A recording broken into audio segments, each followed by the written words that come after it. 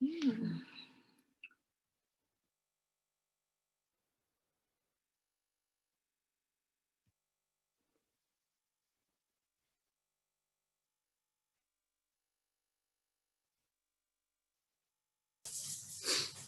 a nice background that Mikhail's got. It'd be nice if we were all on boats, wouldn't it? Yeah. I get the feeling that's not your current background though, Mikhail. Can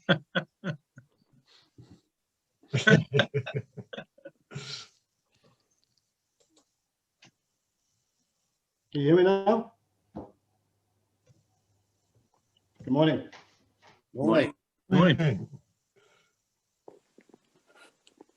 And how's life where you are at the moment, Mikhail? Small bubble, moving between business and home. Yeah, surviving though.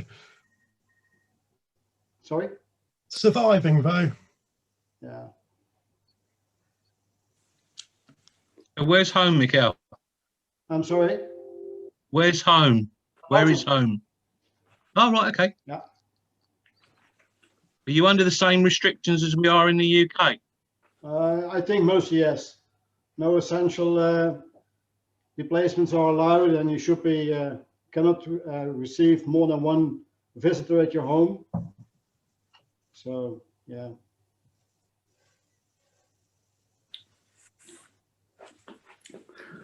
I think that's everyone. There's 1, 2, 3, 4, 5, 6, 7, 8, 9, 10, 11.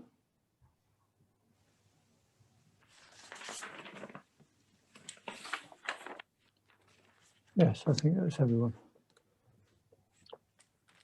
Right, I'm going to presume. Good morning. Good morning. Can everyone hear me on that? Yeah. Good. Yeah. Good. I'm not kind of black. You always wonder whether one's blacked out or you kind of your sun's in one's eyes or whatever it is. But I think I'm all right here. So I hope you can see me. We're on recording just to make sure everybody's aware of that. I've been asked to do that by Nikki on that. So my name's Jeremy Kaye. I've been kind of, I wouldn't say use the word suckered into giving his talk, but when that note came around from Steve originally, I said, oh, wouldn't it be interesting to have something slightly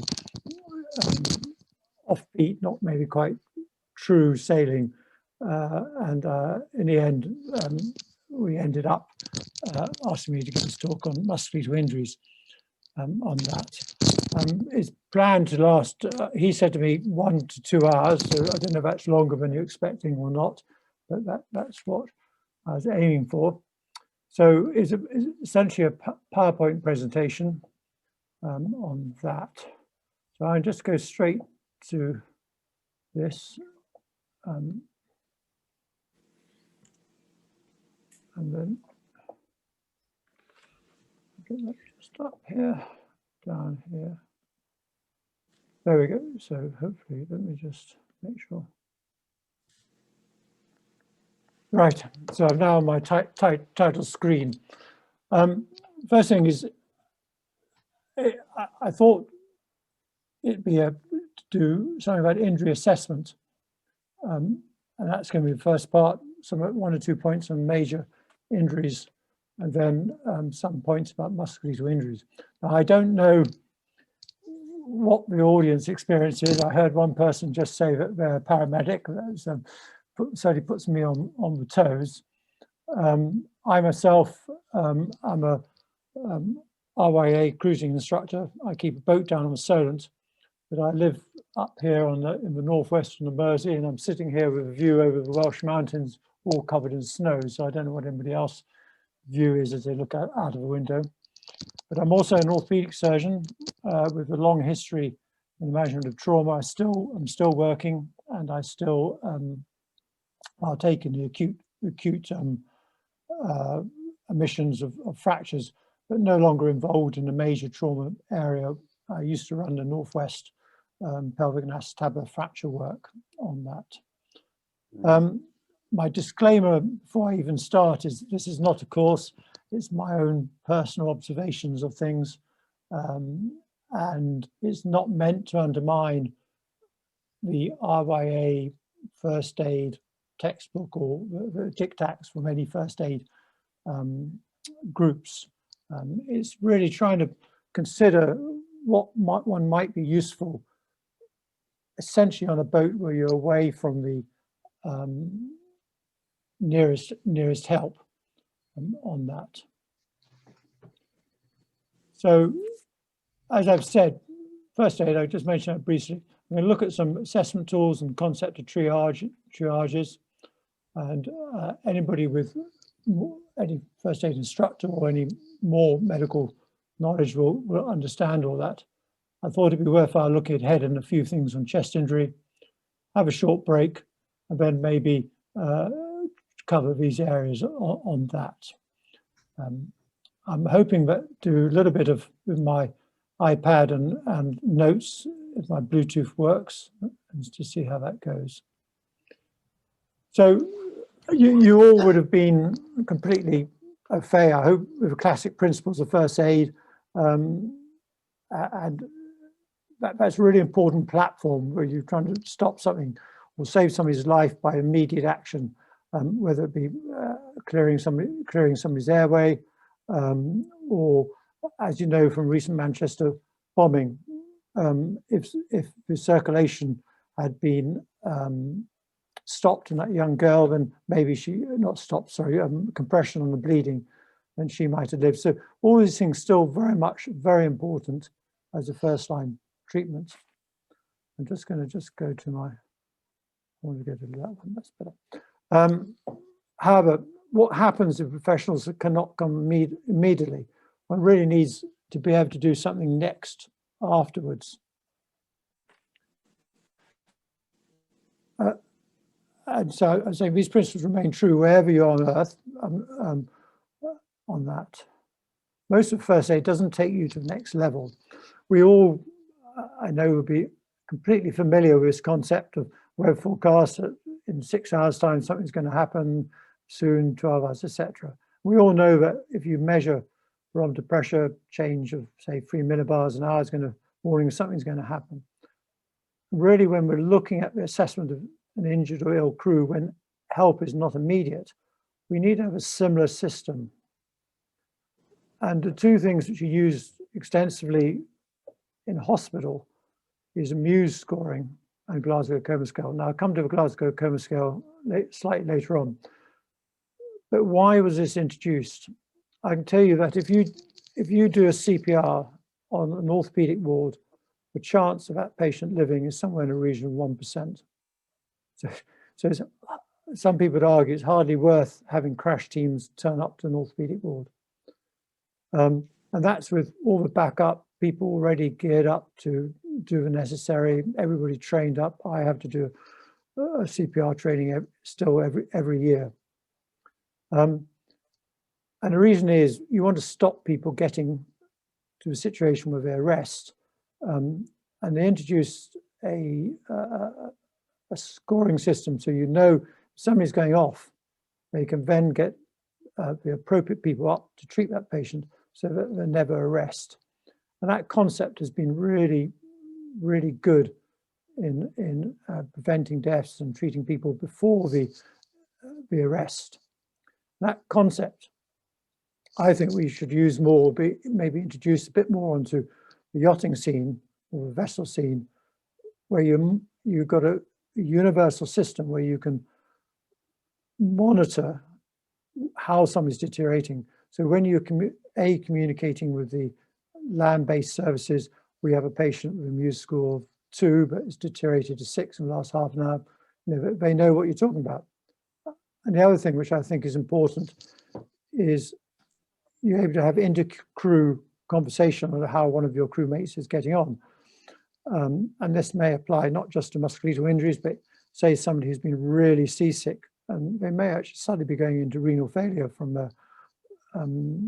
sickness. And you know, you can each monitor, you can each discuss between yourselves. So what are assessment tools? It's nothing complicated. pulse, everybody knows how to take a pulse, I would have thought. You count the rate, normally per minute.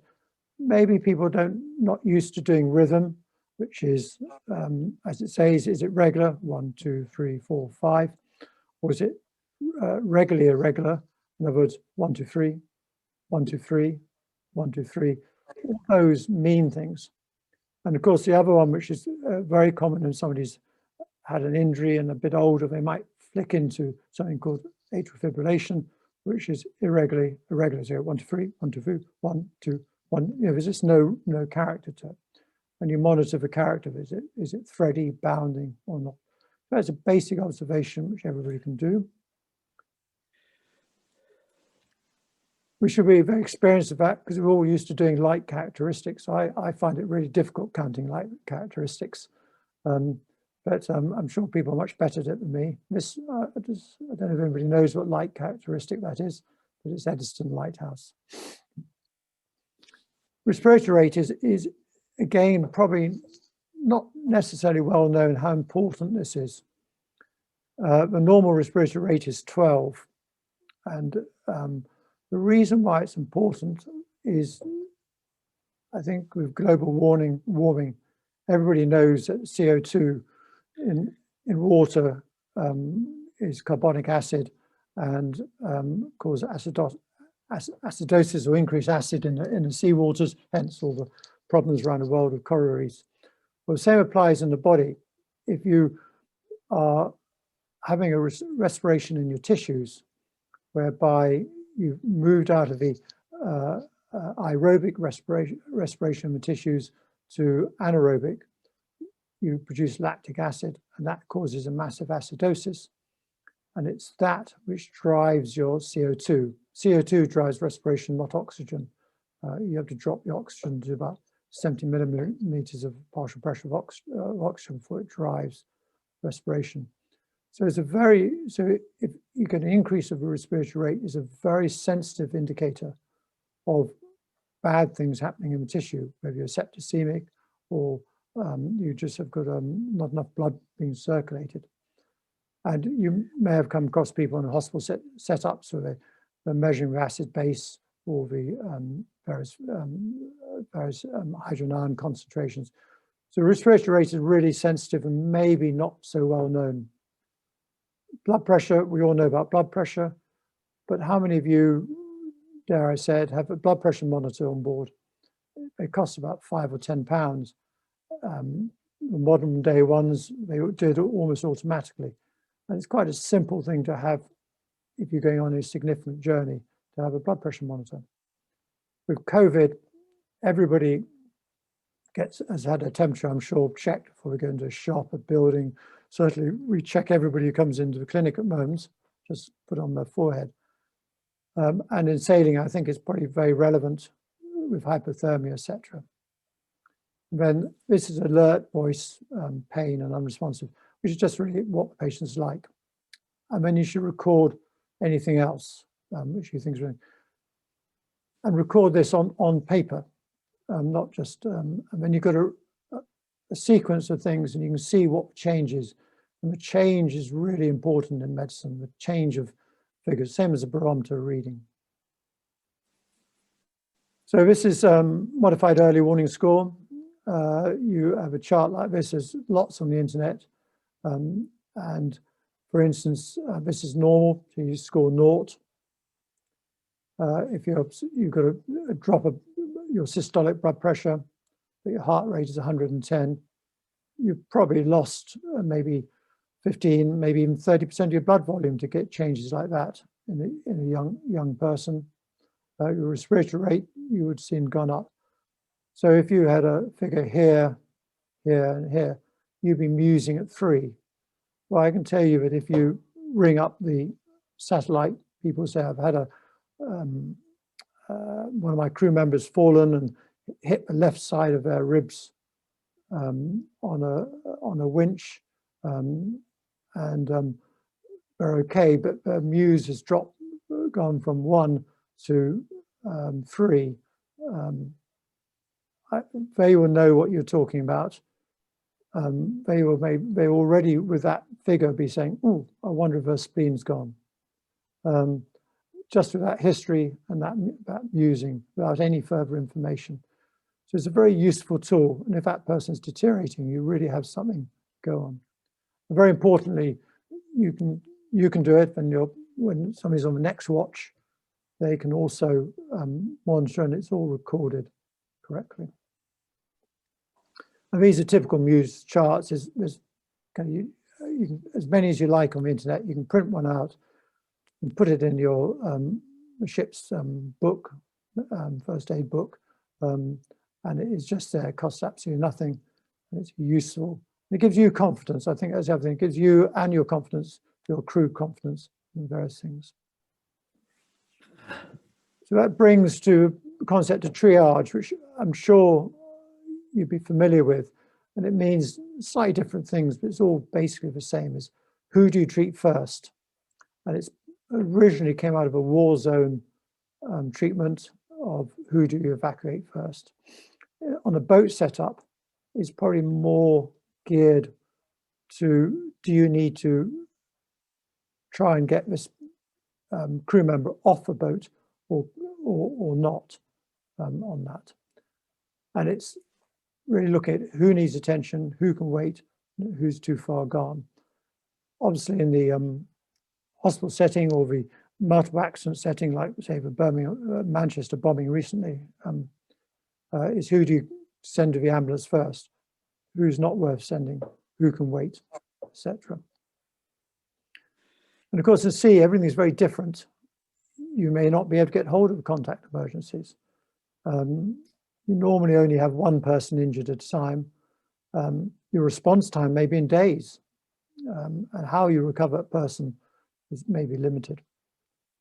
And then other things to consider is that a crew member may alter the safety of a vessel. It may be the skipper themselves who's tripped over, and the whole dynamics of a boat changes. Weather is a factor.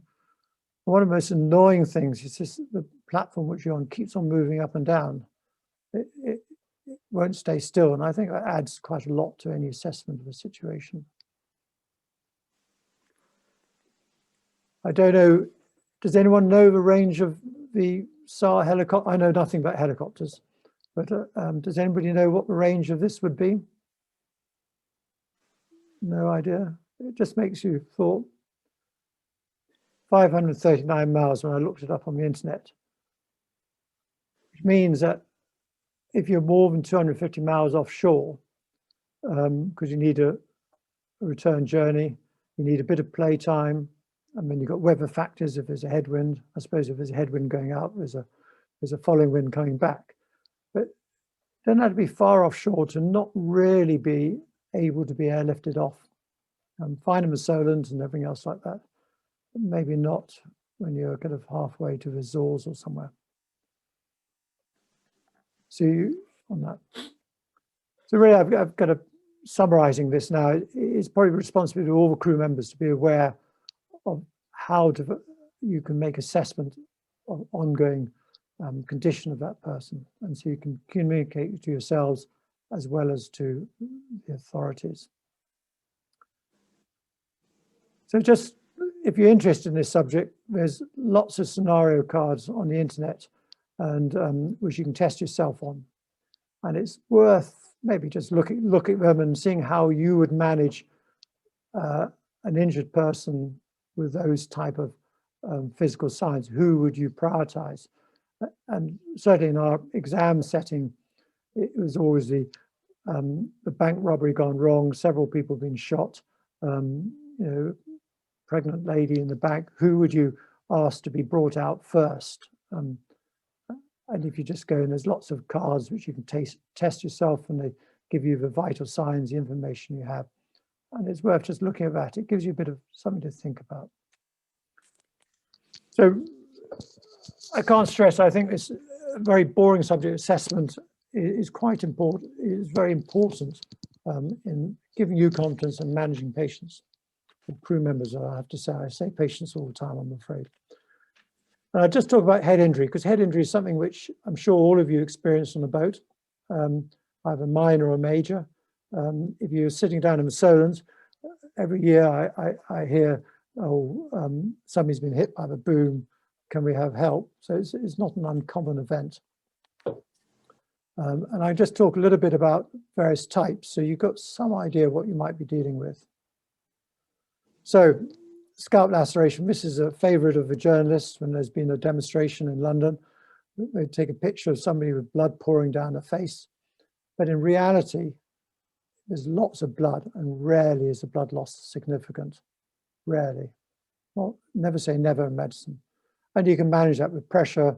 You clean it up, and you put a bandage on it. If you've got a little stapler, you can staple it up together. Very easy to do. The only thing which you might not realize you can do is put your finger in it and just have a feel of the skull underneath it. And you feel whether there's a fracture, whether there's a depressed fracture or not. What does that tell you? That just tells you that there might have been a bit more of a brain injury underneath it. So scalp lacerations are, you know, we've probably all dealt with them for various occupations, sports, etc. This one is really looking at base of skull fractures here. Now you can't do, I have to say, you can't do anything about it. Oh, I just omit that person. Excuse me.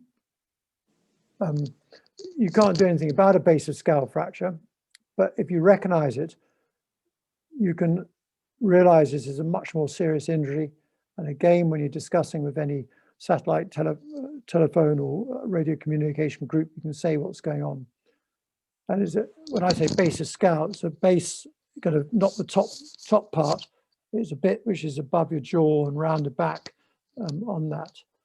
And they classically get these panda eyes, or raccoon if you're in America, on that. So you get bleeding down into these areas.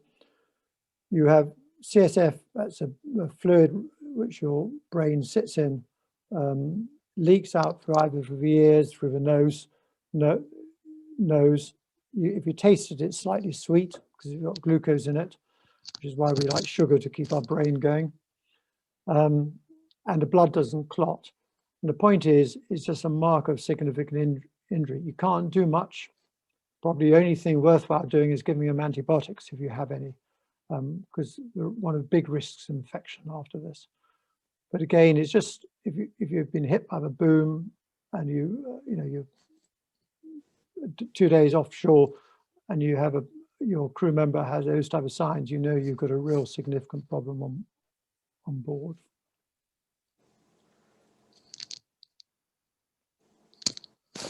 Now, I know you don't have CT scans on your boat, but it might be, this is just to illustrate what's happened. And you think, oh, I'm never going to be in this situation on a boat. Underneath the skull is a thick lining, which is like a veneer, which keeps really adherent to the skull. Between that and the brain, there's a space. You can bleed into that. More and more in sailing, we have, I'm not quite sure what we define as older people, but people of a certain age, should we say, somewhere in the region of over 60-year-olds, somewhere in the region of 10% are on anticoagulants, in other words, blood thinners, whether it be aspirin and all the other weird and wonderful things that you can get now. And the point is, these people can have an innocuous injury. So a scenario may be you met your crew in a pub at 7 o'clock. You're going down to the boat at 10 o'clock. One of your crew members slips and gives their head a bit of a crack on the pontoon. Just kind of thinks nothing of it really, just maybe a bit stunned for a few seconds. Comes on board, goes to bed. But when you wake up in the morning, you set off early, and you suddenly realise he's not quite right. He's putting the salt in the tea for the morning brew. He's just a bit confused. There's something not quite right. And this would be a classic presentation of a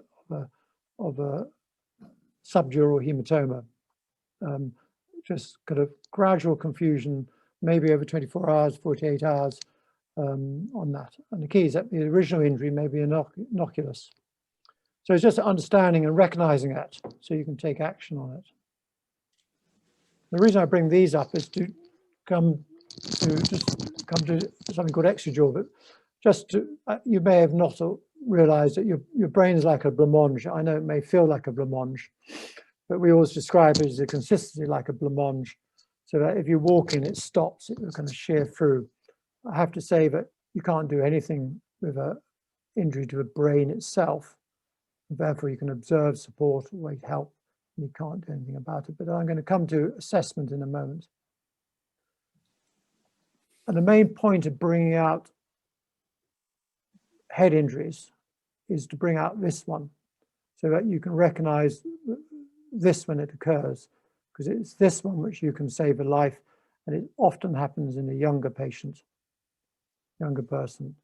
So the scenario may be here, Emily goes up on the foredeck to do a job at the end of her watch, slips on the slightly slippy foredeck and cracks the side of her head on, say, a cleat.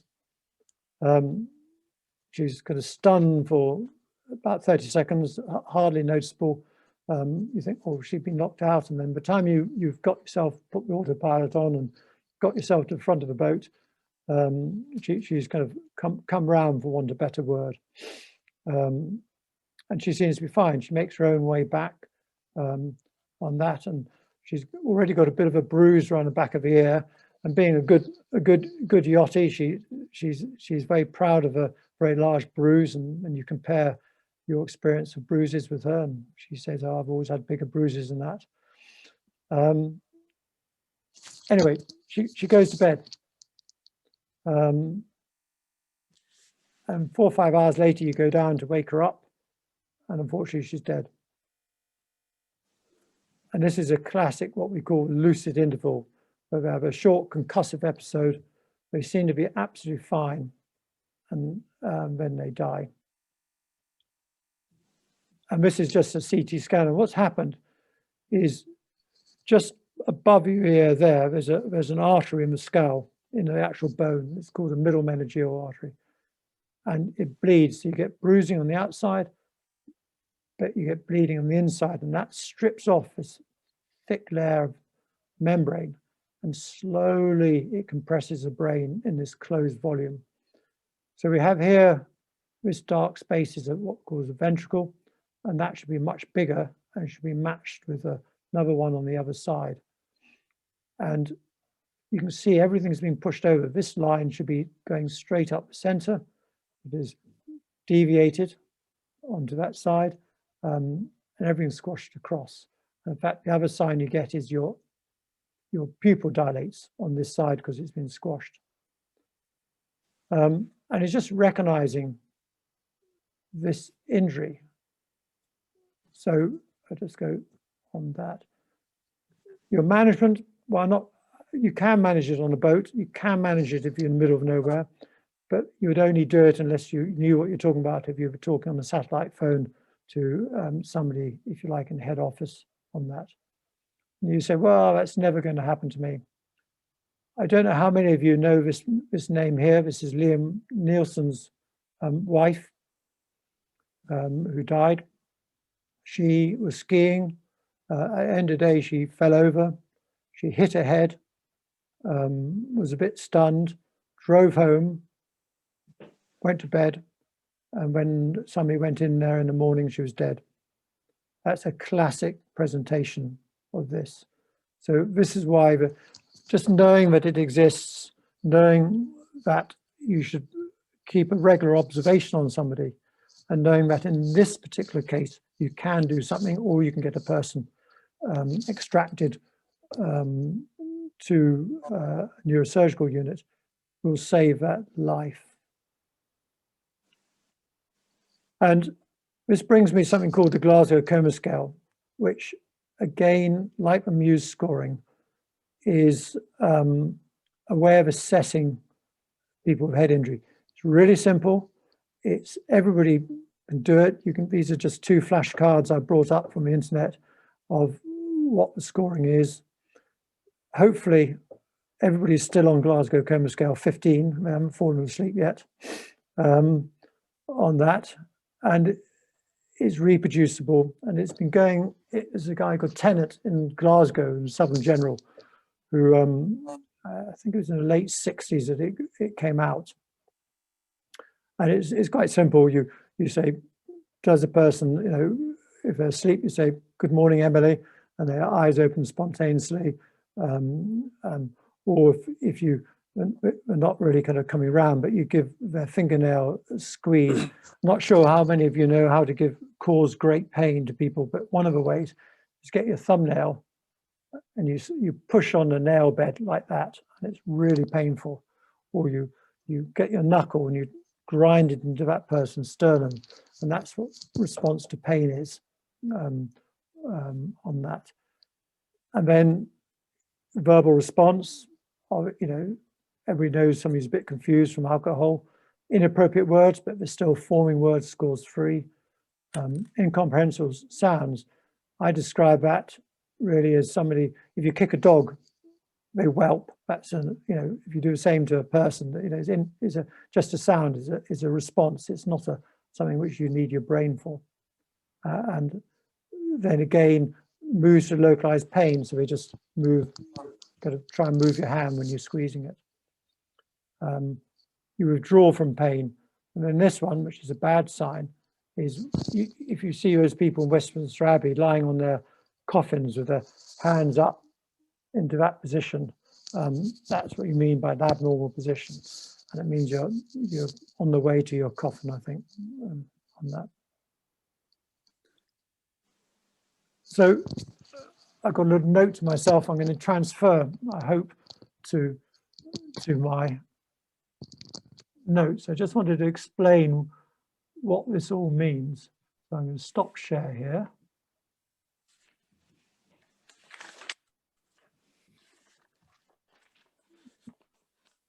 Lost my. What keeps on happening with this is that my mouse disappears.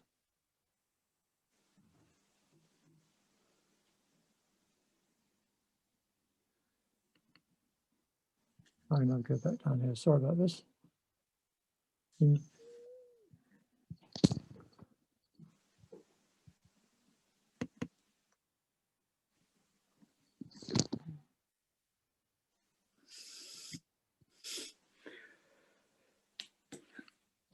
Oh, I've lost control of it.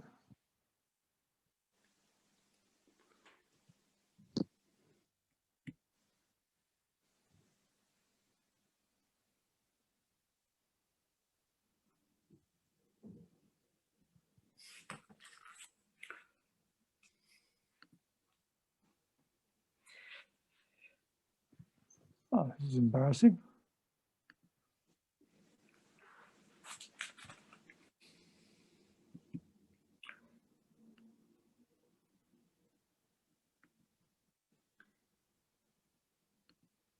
Right, just let me just go to desktop.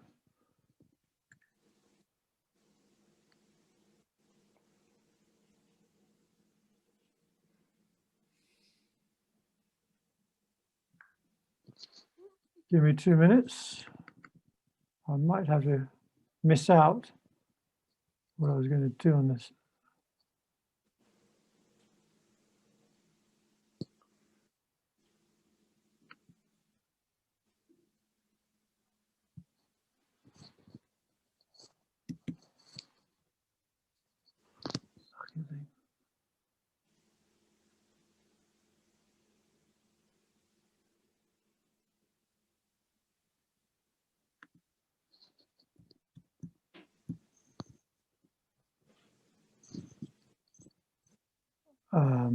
Okay, let me just.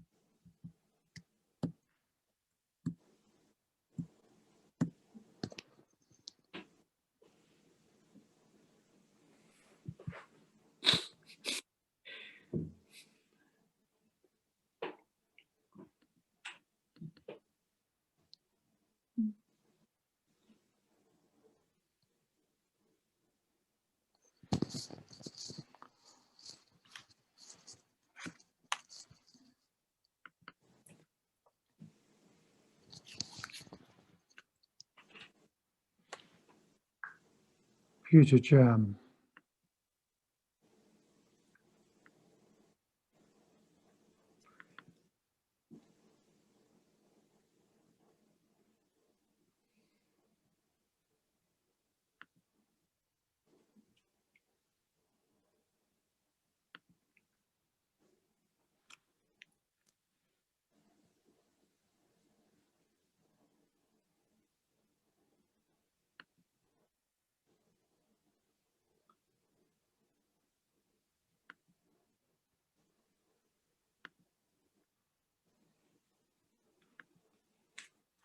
Right, are we back on the screen? Yeah, it Muted. seems like it. Sorry? It We've seems got like you. it. We're on the Glasgow coma scale screen. Right, okay. What's happening is that my mouse just freezes, so I don't seem to be able to then control. I was going to move on to my iPad with notes, but I lose control of the PowerPoint and the screen, so I don't seem to be able to get around it. I just have one. I'll just go back onto normal arrow. So it comes back up again here, and then I'm now going to go to share screen, and I'm just going to try to go to that. Share.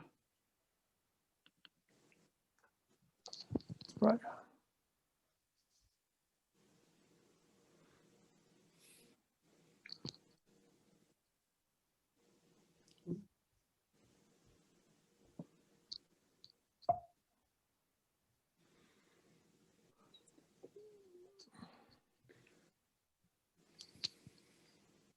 So very well. So what I wanted to show on this, just because I think is when you understand any scoring system, you need to understand what it's trying to tell you. And most of you know the picture of a brain there. This is the cerebral cortex. And what does that do? That, well, allows you to talk, form words, controls your eye movements, and obviously your motor movements. You've got another part of your brain down here, which is called your cerebellum.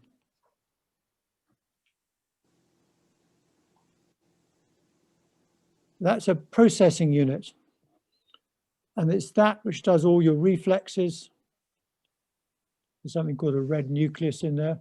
All your reflexes, your coordination on that. So your brain says, I want to move my leg. And then this allows you to move your leg in a position which you want to put it to. And down here, you've got the pons, or the brain stem, and that's your basic reflexes like respiration, those of life. So a worm has that because it's breathing, and that's your brain stem. And if you look at the Glasgow coma scale, you see that you need the cortex to be functioning of the top two at least of each of that Glasgow coma scale. And if you add that up, is such that if your Glasgow coma scale is somewhere around about 10, it means you've knocked off the whole of your cerebral cortex and you're just running on the cerebellum. And that movement I said to you about coming up like that is purely based because no longer is an important part of your brain controlling of this, and this is purely a reflex. And there's then right down the very bottom, you see cerebral reflexes, and that's when even this is knocked out. The chances of you recovering, or I'll put it a different way maybe, if you've got a Glasgow coma scale of 10, you get automatic transfer to a major trauma injury. So if you have any patients or crew member who, when you're monitoring, may have a Glasgow coma scale, you know you've got a really bad injury on board, and you can talk to the people at head office if you like. And the key is the deterioration. So if you start off at 15, say if I said that person with a extradural, and you may deteriorate it over 2 hours to 13, and you know you've got a real issue coming. If you know they then deteriorate to 11, that person's very ill, and you've got a system for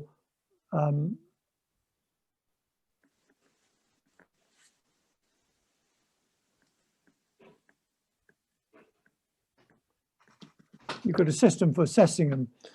What is quite interesting is, I'm sure most of you have had a friend, I'm sure you wouldn't have been, who's drunk maybe too much alcohol, and they're completely unresponsive. And if you start putting the Glasgow coma scale to them, you realize how much the alcohol is knocking off your brain. Just a thought for you all on that. So, very simple thing. So you can see if somebody is here, has got eye opening to speech, 3. They're slightly inappropriate words, but they can form words, 3, that's 6. And they can localize pain, that's 5. So that's 11. Well, that's a bad injury. You know you've got a significant head injury in. And if somebody goes, say, from 13 to 11, you've got problems. And it's just a way of monitoring somebody. Say, for instance, in that extradural, he said if she had gone to bed and you'd told your crew person to say, right, I want you to go down every half an hour, put this monitoring system in, and then you monitor it every half an hour, and then the other crew member can do it. You write it all on a piece of paper, and you know whether that person's going off, and you know when to call for help or not on that. So I just think it's really important, these assessments, when you're away from immediate help. And the only comment I said about head injuries, I won't really talk much more about, well, I won't talk about that at all. It's just watch out for neck injuries on that. And finally, just a little bit, this is on the first part, is to talk a bit about chest injuries. I don't know how many of you have ever had a chest injury on board. Certainly, I took my son's new father-in-law out for sail on a bumpy day just before one of the Round the Island races, and he slipped and cracked his rib on a winch. So it's very easy to happen. The flail chest, which is all in the RYA first aid book, is very uncommon. But I want to just bring a little bit to a pneumothorax on that. Pneumothorax is where there's air between the outer lining of the lung and the actual lung. So the lung collapses. And this is an X-ray of it. You may not have seen it. Things to observe, this looks blacker than this area here, which means that there's no tissue there. In fact, that tissue is now concentrated down there. And that doesn't really kill you for the average person. Russell Crowe, when he was in Gladiator, they gave him a knife to his chest, didn't they? Just before he fought one of the lions or something. And he survived quite well on that. So it is an emergency, but it's not going to kill you in the next half an hour to or so. And if you're young and you've got reasonably chest volume, you can survive quite happily with a straightforward pneumothorax. The other important thing I think we should, as instructors, should be aware of, if you have had somebody with a rib fracture, and you say you've been out in Lagos as a visiting examiner, and one of your coastal skipper candidates slips and cracks their rib on their last day, and passes the exam but flies back to England the next day. Not good news, because you fly with a broken rib and you get a pneumothorax, that could be very dangerous. So that's probably one of the most common scenarios you might come across that, and just being aware. And everybody, well, most people know the various stories of problems that's arisen in flight. But this is the one which I wanted to bring up to your attention, is a tension pneumothorax. The difference here is that you still have a pneumothorax, but it's still sucking air in. Therefore, this space keeps on, the pressure goes up, the lung gets squashed down. That's not so important, but you may not be able to see, but the heart here, which is this shadow here, is pushed right over to this side of the chest. And then the windpipe, which is this long black tube here, the black down here, is pushed right over to this side. The diagnosis is clinical. We could argue to take an X-ray like this is negligent, because you should diagnose it before it gets to the stage. The point is, a young person, or an old person, that matter, will die very quickly with this, and you can reverse it. You can reverse it, and you can pick it up clinically by just feeling the windpipe. Is it pushed right over to the side? Does it sound hollow on one side? You'd know more than that. And you can, again, if you contacted help on the shore, they'd tell you to put a green needle or needle just into the person's chest, and it would be a big hiss, and then the patient would survive. It's something so simple, which you can save a life and then get on with it on that. And it's just recognizing that these type of things are there. This is a danger with flying. You go into a lower pressure air cabin, and suddenly you convert what was a simple little minor injury into something which is life-threatening. And a friend of mine recently had a big motorcycle accident in Spain. Sorry, not Spain, Italy. Had a pneumothorax, and he had to come back by ambulance, by car, all the way from Italy, because he was not allowed to fly 3 weeks after rib fractures and a small pneumothorax. It's just too dangerous.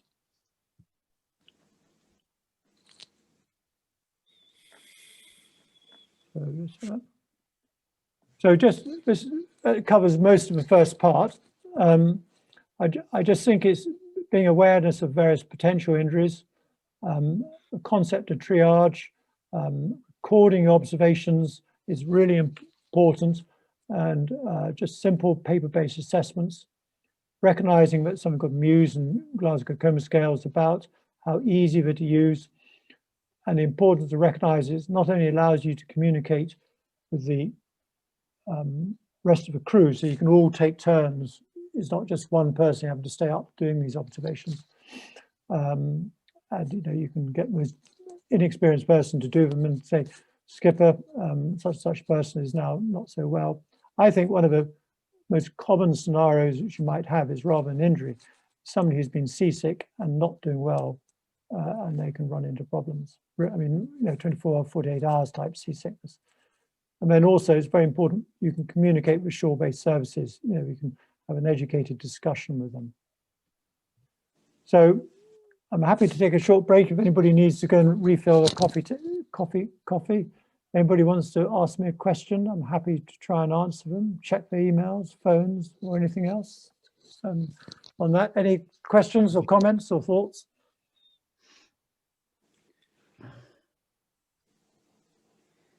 Yeah, I've got one. So when we teach the RYA first aid, we focus on the AVPU scale for working out, assessing the patient. But you seem to put a lot more stress on the Glasgow scale and the Muse scale. I'm assuming they all have their place though, rather than focusing on one particular one or another. I think the AVPU scale is similar, isn't it? Yeah. This takes no, apart from having a blood pressure cuff on board, it's probably much more sensitive, and certainly in international, all the hospitals have this system, and it's designed so that even, if you like, the least trained nurse can do it. It's very sensitive on that. And I'm not really thinking about the first aid, you know, could be in the Solent or wherever you might be.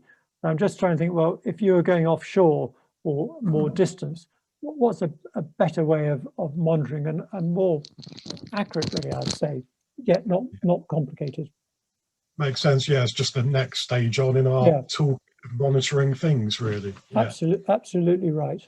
I think, Peter, I'm just going to kind of answer that as well a little bit, if that's all right for you, is that I think AVPU is really simple. That on a one-day first aid course, we can get that across to people that may have absolutely no medical experience.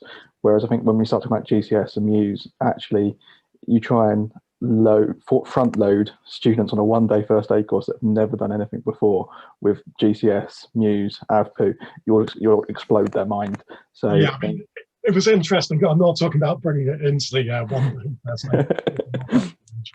aid. Is Muse covered on the ship's captain medical certificate, I wonder?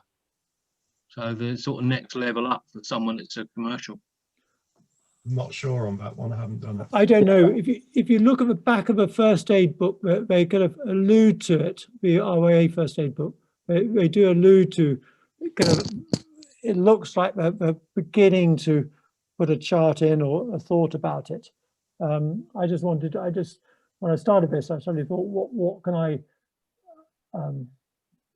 give to what I think is an important this concept of assessment. How do you assess? How do you communicate when you're relatively inexperienced ones, unskilled, and yet still be able to make good assessment? And I think very key thing is this is not just one person, is that anybody can do it. So that crew A can communicate to crew B 2 hours later about how the injured person or the unwell person is progressing. Very simply, that was the point. It's a way of communication, it's a language. Yeah, I've never heard of it before, and it seems fairly simple and very useful. Thank you. You're happy to move on to the next bit, or does anybody else need a break? Or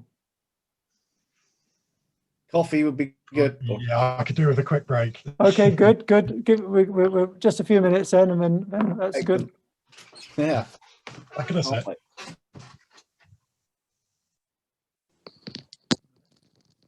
2 seconds.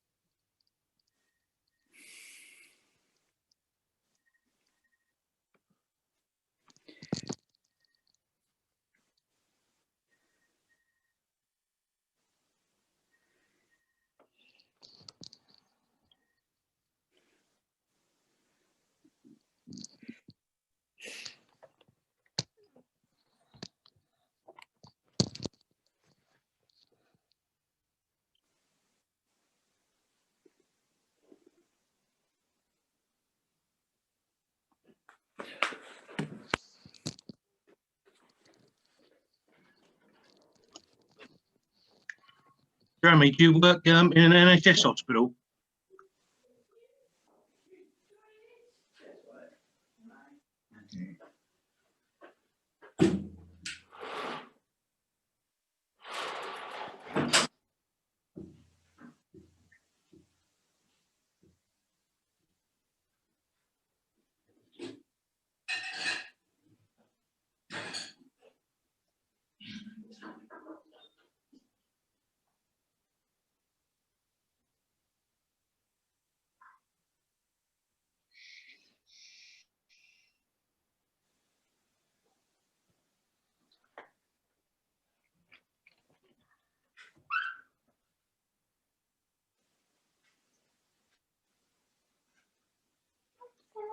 Jeremy, do you work in an NHS hospital?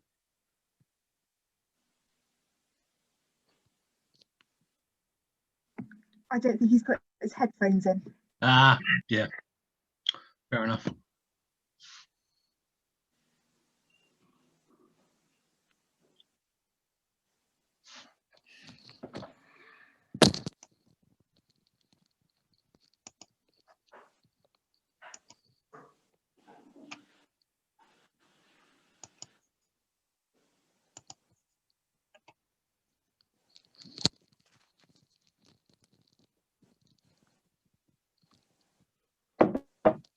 Right, I think, has anybody ever been lifted up by one of these helicopters? Not by one of those. I have been lifted up by a helicopter, but not a Coast Guard one. What was it like? Well, I was only 12 years old, so it was exhilarating. I'd love to. I'd love to be picked up by one of them just to see what it's like. It would be quite interesting. When I did my sea survival course, I did up at Fleetwood, and I said to one of the some Coast Guard guys were doing it at the same time, I think. I said, "Oh, do you know anybody who's ever been in a life raft?" As we were doing that little bit of it, I said, "Oh yes, we were sunk by a fishing boat off Madagascar or Zanzibar or something like that up there anyway."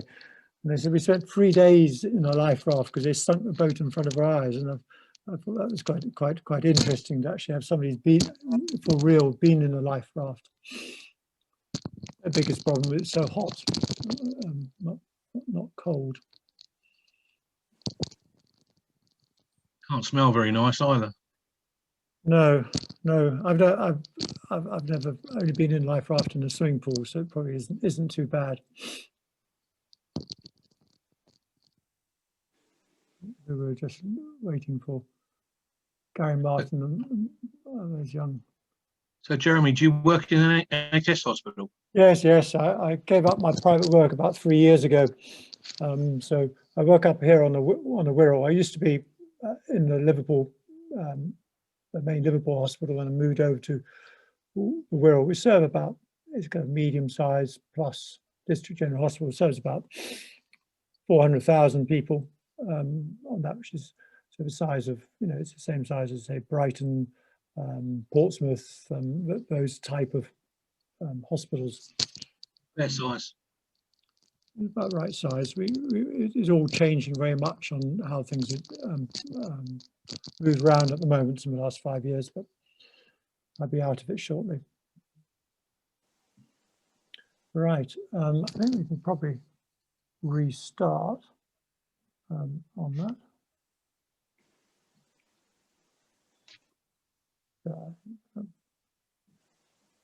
Molly Wilson's coming I'm back. here, sorry, I just get a bit queasy with medical talk, so I'll turn my camera off so I can lie right. down. Well, in that case, you better turn your camera off this time round. Sorry, probably wasn't the best talk for me to come to, but I was No. Well, just on that. So first thing I would just I still make my disclaimer. This is a kind of a discussion. It's not a substitute for first aid course, and one or two things I say may be inappropriate, but take it as may. So next bit is let's talk about specific injuries. And I must give thanks to one of my friend and colleagues, one of our trainees, Sophie Miller, who's a very, very good mountaineer and climber, but also is slowly becoming a part-time sailor. In fact, she's about to join the Navy, I think, COVID allowing. And for anybody who might be interested, this is a publication from Royal College of Surgeons, Edinburgh. And I know it's for medical provision of wilderness medicine, and Americans talk a lot about wilderness medicine, but much more is written about wilderness medicine than it is about sailing, but actually it's roughly the same concept. You just need to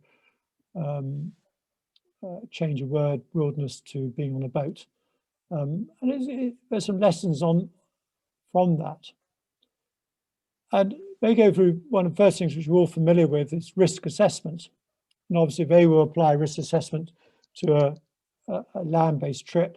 And they give the example, quite a good one, of what the difference of, say, the provision of medical supplies or support to where everybody on that trip to the jungles of Honduras or wherever it might be is very experienced and all have their own skills and have been on many expeditions beforehand.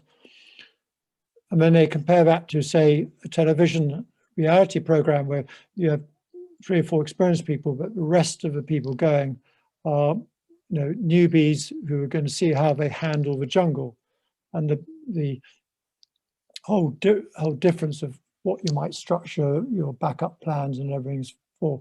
And that applies to us in sailing, isn't it? There's no real difference. And they talk about simple risk assessments, which, say, for us would be, should you forbid anybody to wear a ring on a boat on that?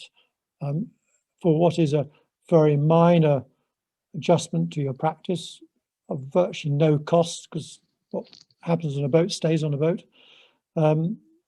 It may save and prevent a really nasty injury on that. Is that type of risk assessment which you need to do for that journey or whatever it might be? Do you have any old first aid? Sorry, my mouse is very sensitive. Do you have any first aid pack? Do you train the crew how to use your emergency first aid pack on that? There's no point just one of you knowing what's in there and nobody else knowing, because if you happen to be the person who's injured, whether you're the skipper or not, then it's no good if nobody else knows what's in there. And then specific risks, and I just bring this up a little bit, age-related factors. I mentioned this a bit earlier where I was saying something like 10% of the population at age 70 are on anticoagulants. Do we know if somebody has nut allergy? Yes, we might change the food they eat, but do we know where they keep their EpiPen and how to use it on them, etc.? Again, as a lot of older people sail, have they got a history of prostatism? In other words, if you've been seasick for 24 hours and you go into retention, that is not a good state of affairs to be in. It's dangerous and it may kill the person. And yet you might, say, for that chosen trip, be able to take precautions against it. So that's and we're all familiar with risk assessment in different ways. I don't know what injuries has anybody in the audience experienced when being on boats. I know Steve Dimmer, when I spoke to him about this, he said, oh, I know somebody, because I'm primarily nowadays a shoulder surgeon. He said, I know somebody on a boat dislocated their shoulder. But what's the audience's experience of injuries on board? Have they ever experienced one, or have they had to deal with one or not? Any thoughts? I'm just going to move to the side. Scalping once, Jeremy, which was a little bit exciting, a little bit naughty. Yeah. Was it a lot of blood? A lot of blood, but well, looked like a lot of blood. I think it's those sort of small capillaries in the head just make it look like there was gallons of the stuff, but actually it wasn't. It was very dramatic, but not a lot of actual blood loss. Yes, and was it? Could you see the skull? No, but I had a flap, which is always a bit. Sorry, was it Molly that doesn't like medical stuff? Yeah, there was a flap as well. So that It's going to get worse in a minute. Lying down, we're all good. Yes, there's a lot about it. I can tell you what I've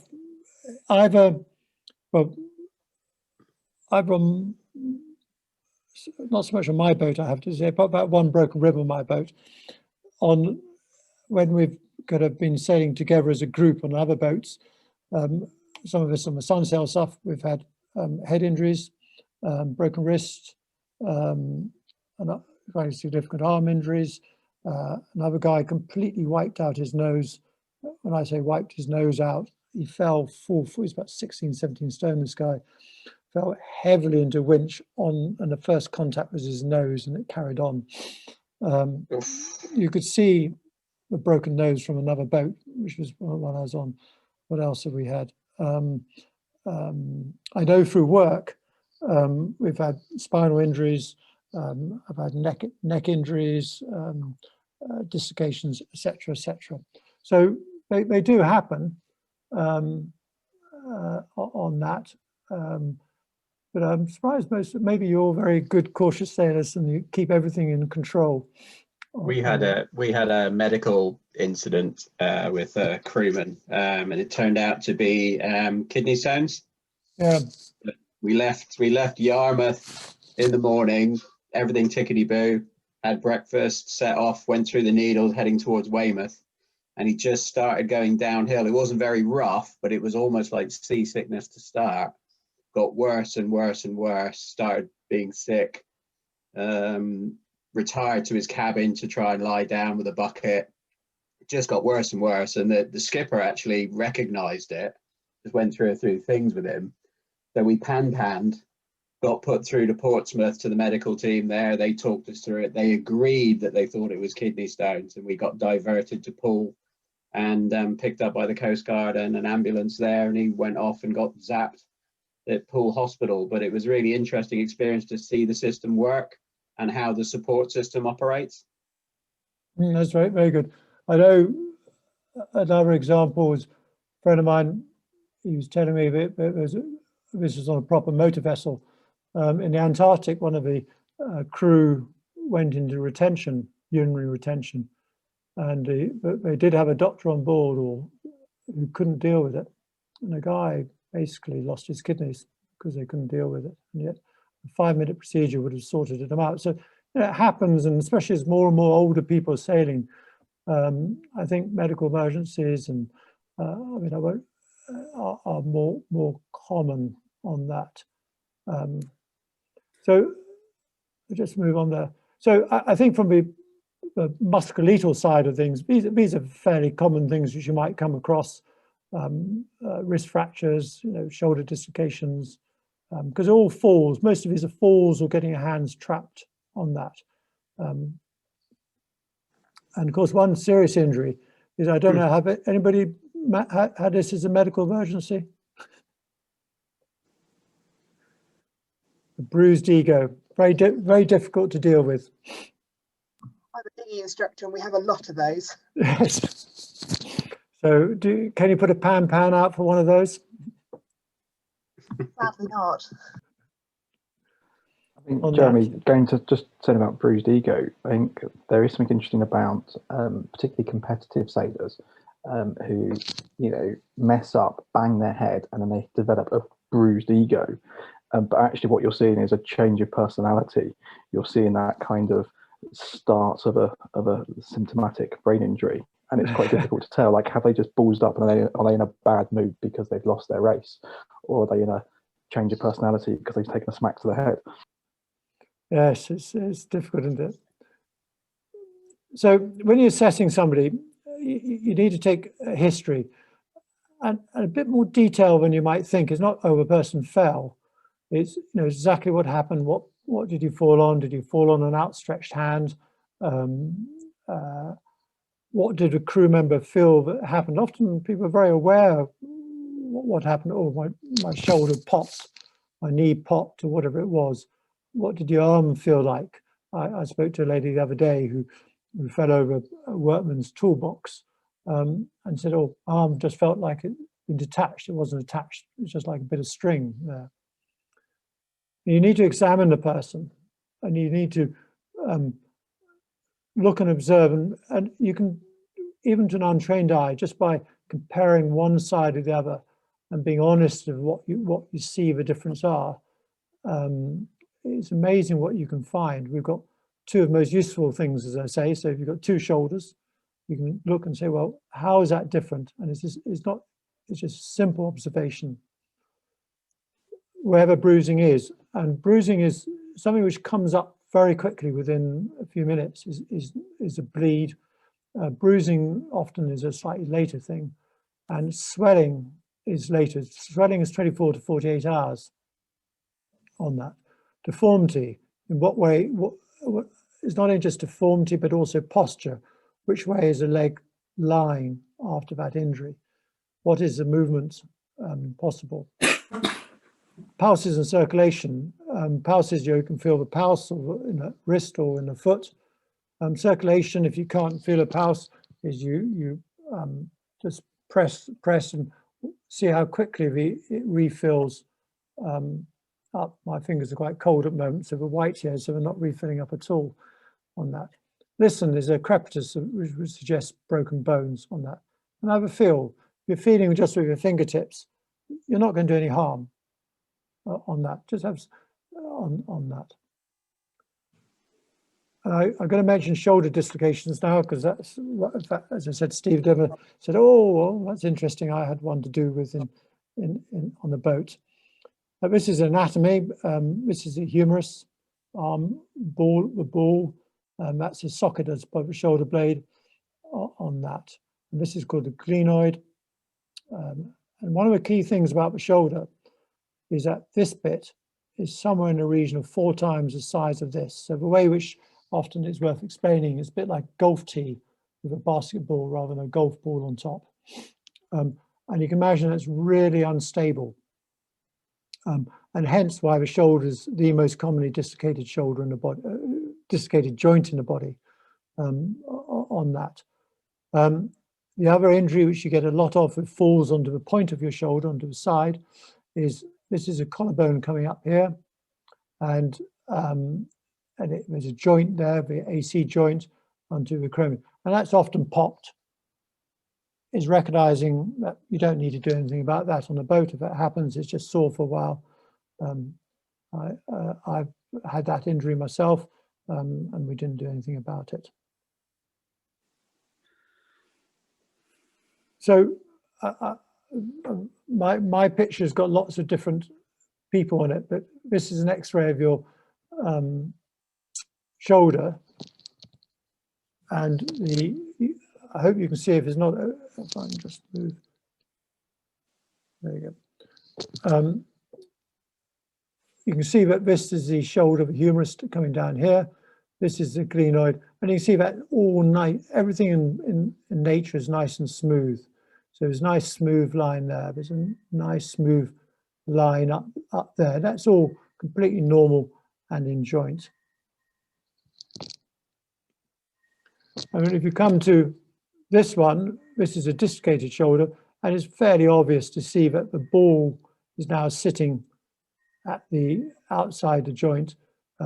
This is where the normal joint is. Now, if you're looking at that, if you think about on this one, if you feel your own shoulder, you come off the top of the shoulder, the bony top of your shoulder. As you come down, there's almost a bony prominence there. It's, you know, kind of is nice and smooth and round. That gives you shape to your deltoid curve there. If you think about this one, you're going to come off. There's going to be absolutely nothing there because your shoulder ball is now sitting in front of your shoulder.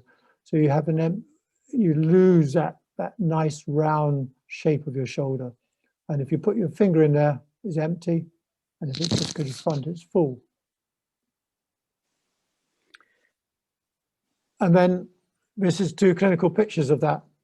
So on this gentleman, you see this, he's in pain, his muscles and a little bit of spasm compared to this size.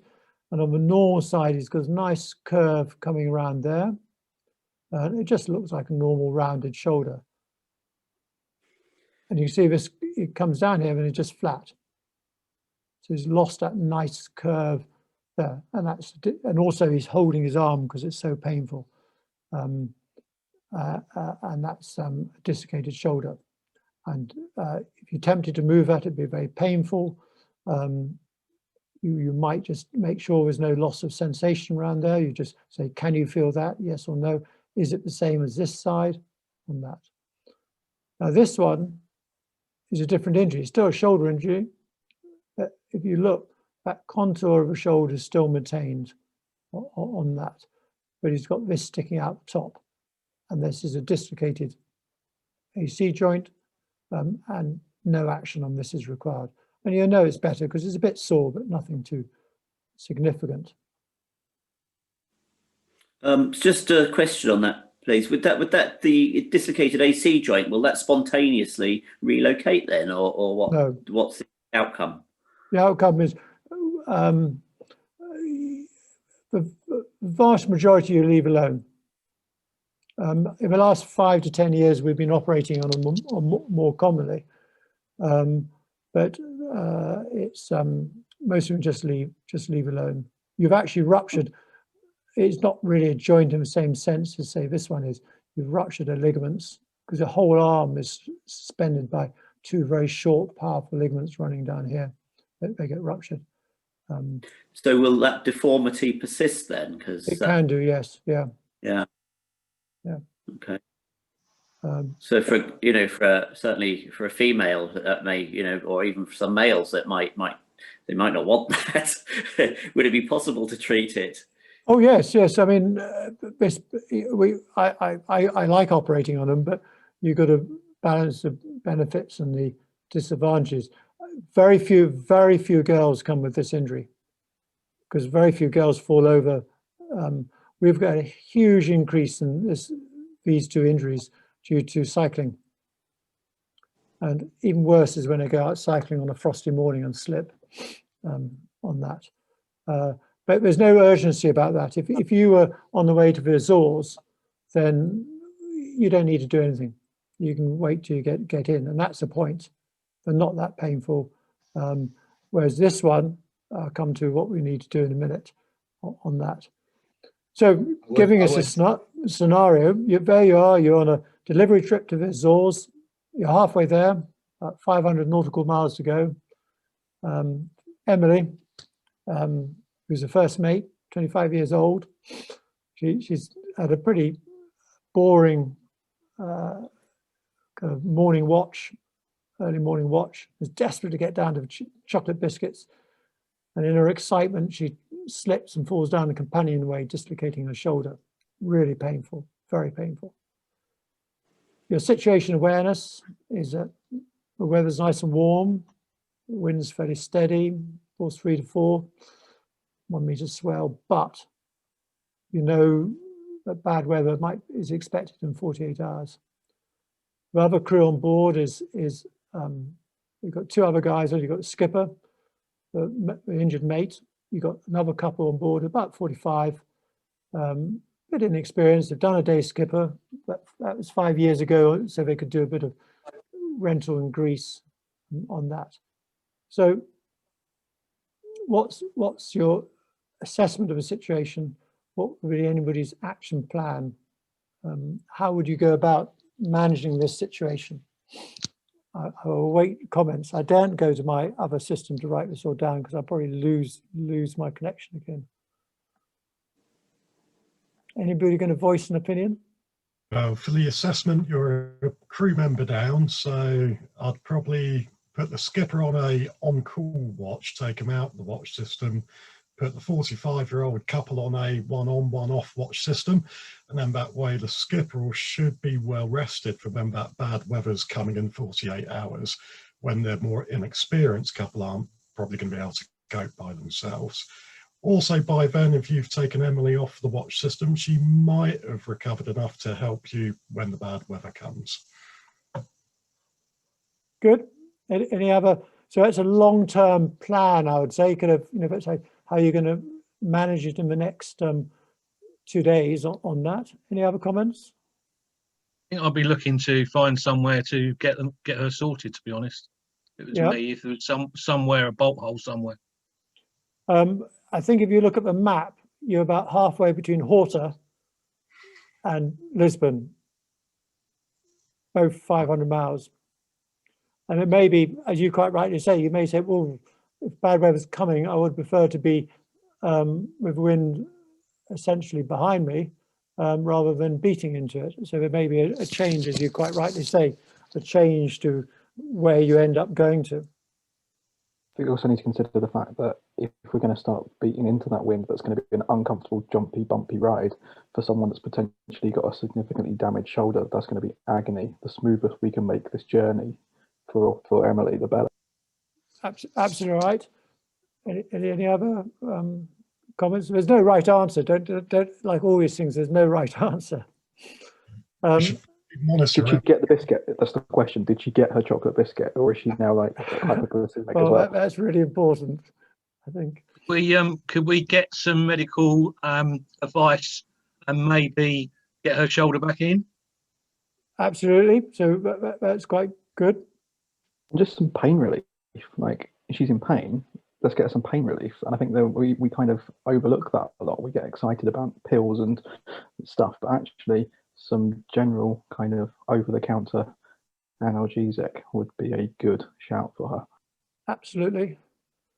I think that's an interesting balance point that Jacob makes, is we're all trained as first aiders, and there's this no about dispensing anything, but it's a different ball game on a boat and wilderness. Whichever way you look at it, it's a different ball game. You have to look at managing that more long term. The remote first aid courses that I teach, we talk very specifically around use of medication. Like, actually, paracetamol, aspirin, ibuprofen has a place to play.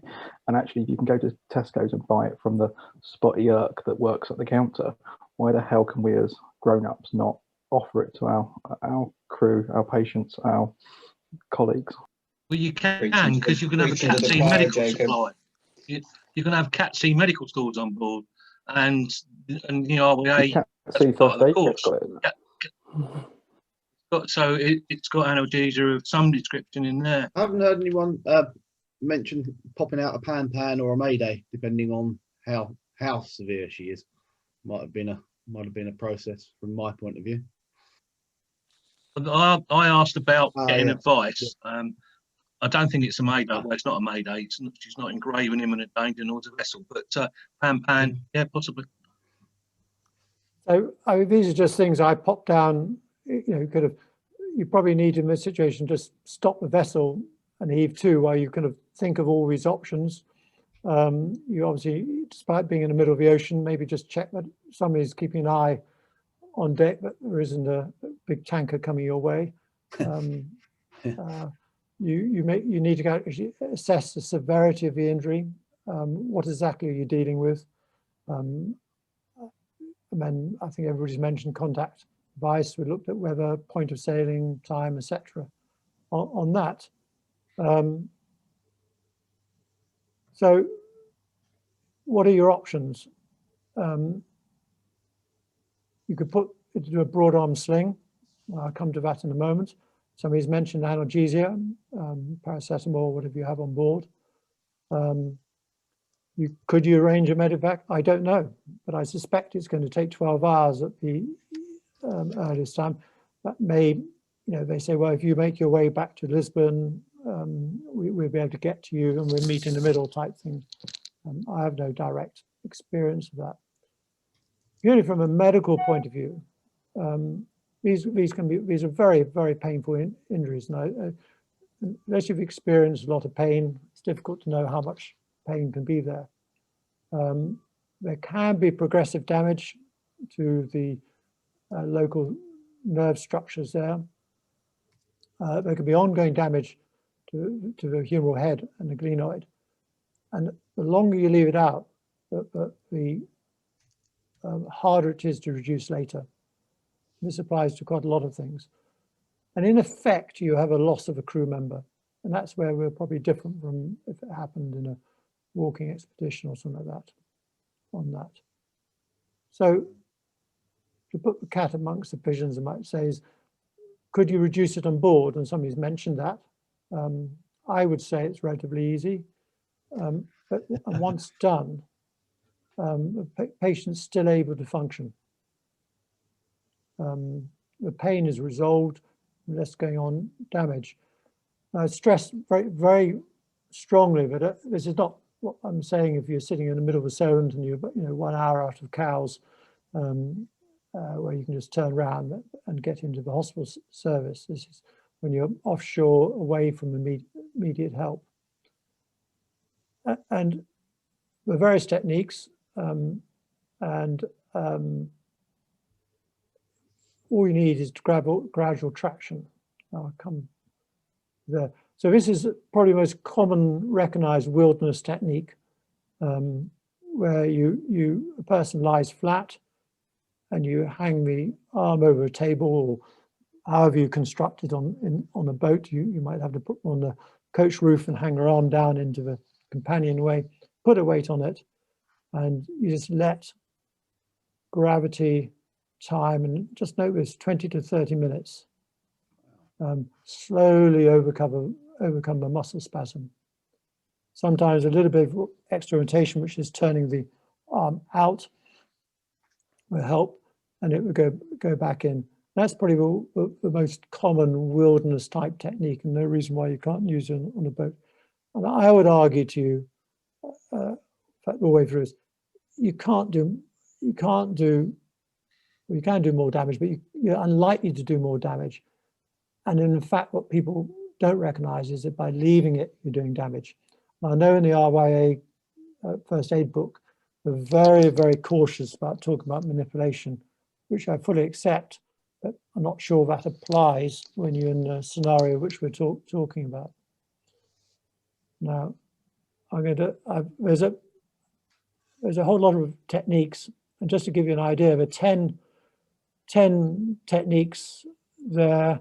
This is a Davos technique, which is a self technique, and then this is another one. And I'm just going to play this one if it works.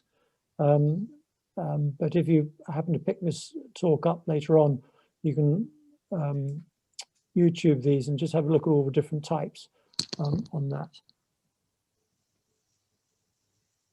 What I've got to do is stop share. Go back to new share. And then come up to desktop. Oh no, this one.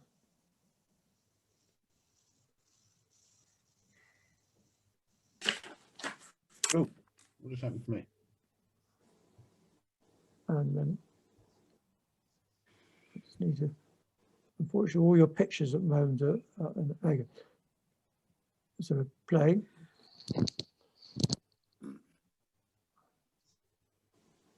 Hopefully now the sound has gone. For some reason I can't put, I'm presuming you can't hear the sound on this. No, so I'll talk over it. So this is a so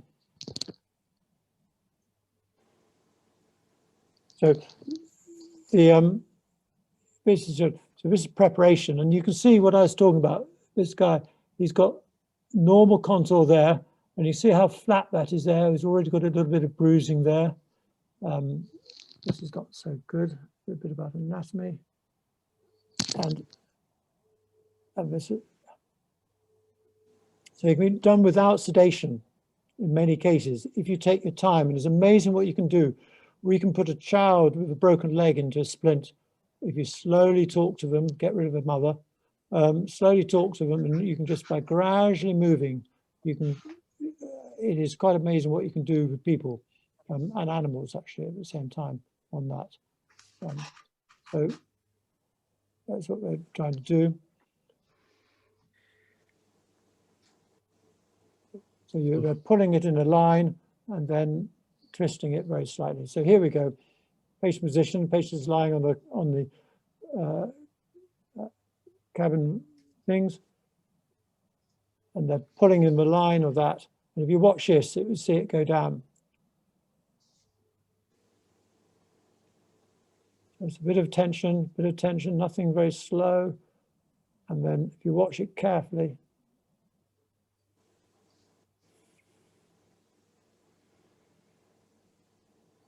you haven't got an X-ray on board anyway, so that doesn't matter. Then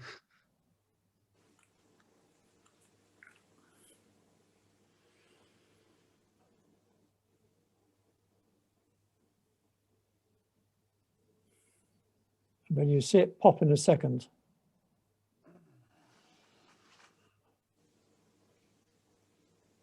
there you go, bang, back in joint. What you can see is somebody's put a band round here, and you kind of counter traction against the chest on that. So I'm going to stop share, and I'm now going. So that was purely someone else providing the traction, Jeremy. Absolutely right.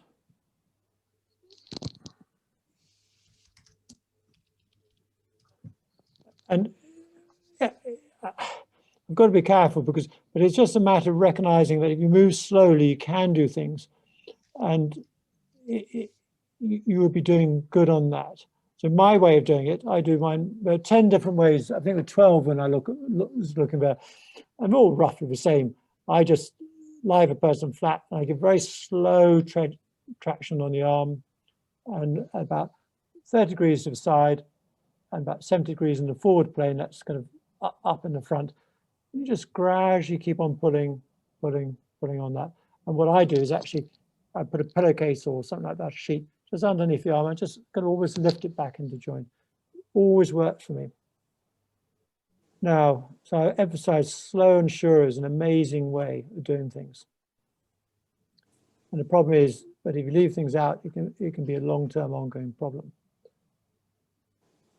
And afterwards, you have a person who can do most things on that. Now, here's a question I'd like to just challenge is, why don't we have a sling like this in our first aid kit? This is a standard sling. You see lots of people walking around with them. Instead, we seem to have this triangular bandage, which is uncomfortable. It can rub on the skin. It's a nightmare to work out how to put it on. And it's as cheap as chips, but this is only a couple of quid, I think, is not very much. I'm surprised that more people don't put this in their first aid kits. It's a simple thing to do, doesn't really bulk it up at all. So that's just a bit of a test for people as I go along. And somebody's mentioned pain relief, and I put this up purely just to make people think about it, really.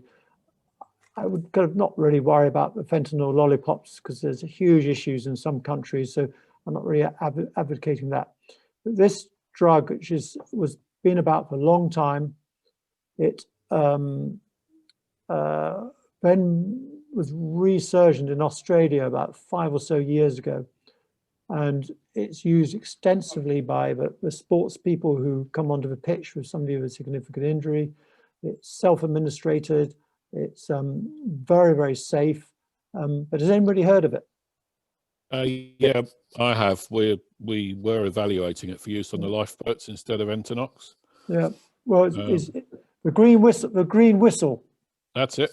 The green whistle. Jeremy, I'm a Penfox trainer, so I know it quite well. You know about it. You probably know much more about it than. It's quite interesting. During COVID, we had to take over the minor injuries of A&E. So, you know, we're a little bit elite where we are, so we don't often do the first line stuff. But when we took over for the whole February, March, or whenever it was, April, A&E, we all, as consultants, suddenly kind of back down to where we were 30 years ago. So we were all using this Penfox, and it was just, I thought it was magical. And I know when I spoke to, well, as I said very early, my friend Sophie Miller, on their mountain rescue services where they're going out with it, they're using it when they're going out, same as I think you'd be saying on that. I just put it up there as a thought for people. And this is it.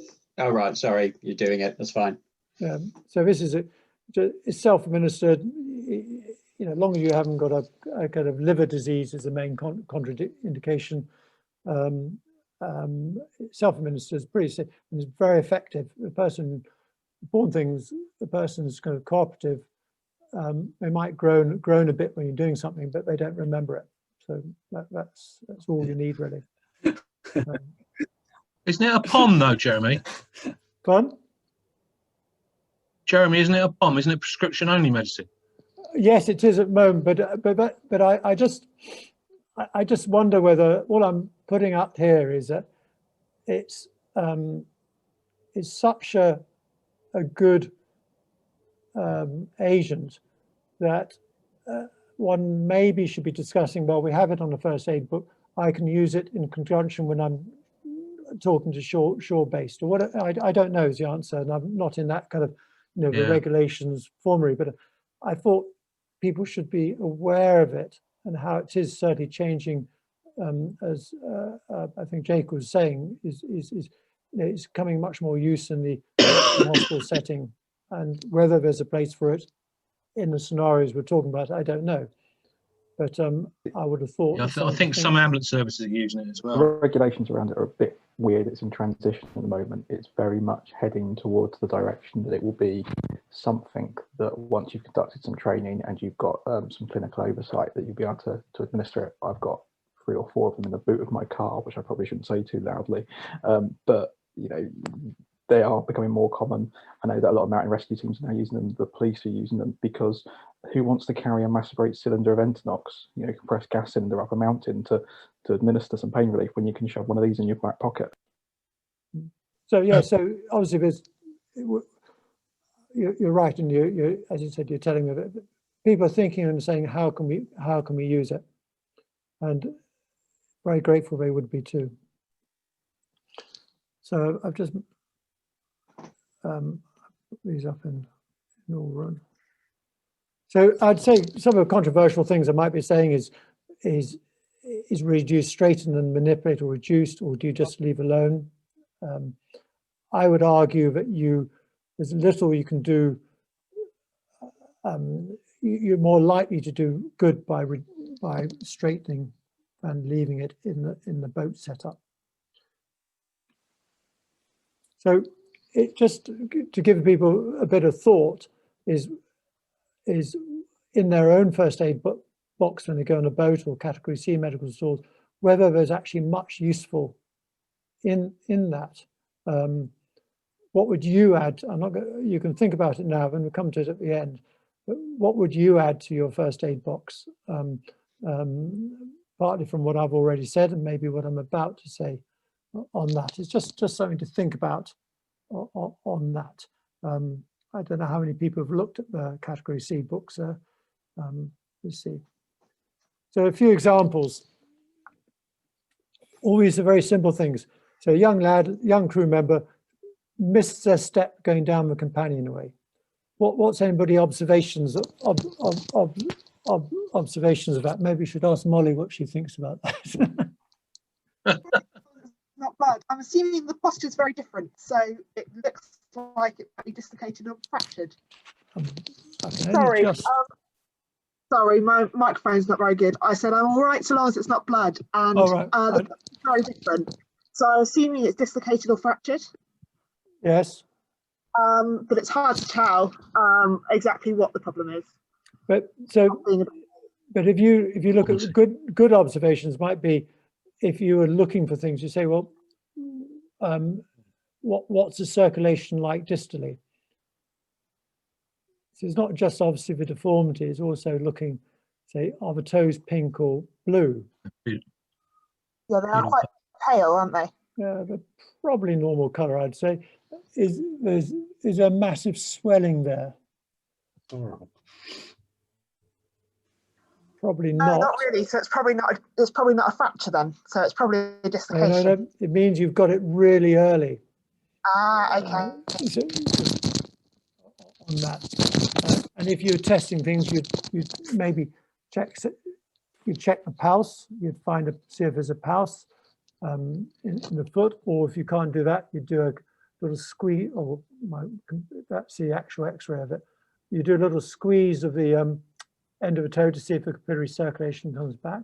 But you'd also observe, and I was saying earlier about trying to make simple observation. You say, well, is the skin white there? And if the skin was really white there, what would that tell you? That tell you that there's pressure from underneath and there's no blood getting to it. Same as if you took your back of your hand and just press your finger down, it goes white, it blanches on that. Would anybody reduce this, attempt to reduce this? Well, it depends on how readily help is available, on whether there was a compromise to the blood supply. We're always taking the scenario that you're halfway to Horta. Okay. On that, because again, I'm not, well, for this talk, I'm not talking about kind of somewhere, you know, just off the Solent or something like that. I think reduction is probably a good idea. I think the key thing for me would be the medical advice, really, you know, the sat phone or SSP, talk them through. And if they say, you know what, it's going blue, we're going to have to chop it off if you don't reduce it, I'm going to grit my teeth and I'm going to do my best. But unless someone tells me to, my inclination would be to say, I haven't got a clue what I'm doing, I'll leave it as it is. But, tell me, it's getting some frozen peas. It's definitely getting some frozen peas. Well, yes. Of course, you could, presumably with a satellite phone, you can send. Can you send a picture? Very expensive. Yeah. On that, and that may be the way in which things are going in the future. So, sorry, could we just, before you leave that slide, you said about feeling for a pulse on the foot. Where, could you show with your pointer where you feel for that, please? It's if you lift your big toe up, a tendon will come up here on that. So if you do it with your own toe, and a tendon will come up, and you can feel pulse just where my arrow is. Okay, so just beside it on the lateral. Just on the outer side of it, yes. So if you lift your big toe up, you feel it on that. I don't know if any. I have a feel now. Everybody's been. I don't seem to have one. Is that a problem? You just feel very gently with two of your fingers just on the pulse. And you could argue, we talk about in first aid doing the carotid and the radial pulse, that maybe the dorsalis pedis, which is what that pulse is, should be part of that. Just saying, we'll just check the pulses down there. There's another one just around a slightly bigger one, which is around the back of the inner side of the ankle, which you can feel there, and maybe that should be part of the when you're doing a first aid. So, well, there are two distal pulses as well, because if you start going around doing femoral pulses on students, the last person I knew tried to say that was put in prison actually for inappropriate touching about 4 years ago. So femoral pulse is not ideal in obviously in stranger medicine, if you like, unless you could have there, if you like. But the foot pulses are very common, not so easy to feel, but certainly the dorsalis pedis, the one where my arrow is very easy to feel on that, and worth knowing that it's there. Lovely, thank you. So I would argue, see, what people don't realize, this particular type of injury, you know, is your skin will go. That will almost certainly, the skin would die on top of it. And the potential outcome for that is amputation. And that very, very, very painful, huge dysfunction in the future. So certainly, when I used to be going down to accident emergency, I'd just come along and just give it a pull, and the person would swear, like, I wouldn't tell the person I was doing it, but they'd swear at me and decide that my mother was maybe not in existence, and you'd reduce it, and they'd say, oh, thank you very much. And then you've got a simple fracture. There's this kind of massive deformity, which is so dangerous. And the other thing is that within 24, 48 hours, that's going to be so swollen that you can do nothing to it. So I would argue that reduction should be a consideration. And I think Peter, who talked about having a word with somebody on the phone, is where it's changed, say, from 10 years ago or 20 years ago. And this brings me to the next bit, is how would you splint this? Because say you did reduce it, or it's just a broken ankle. It's obviously a broken ankle, but very painful. How would you splint it on a boat? Has anybody had any thought? What would be your imagine? How would you do it?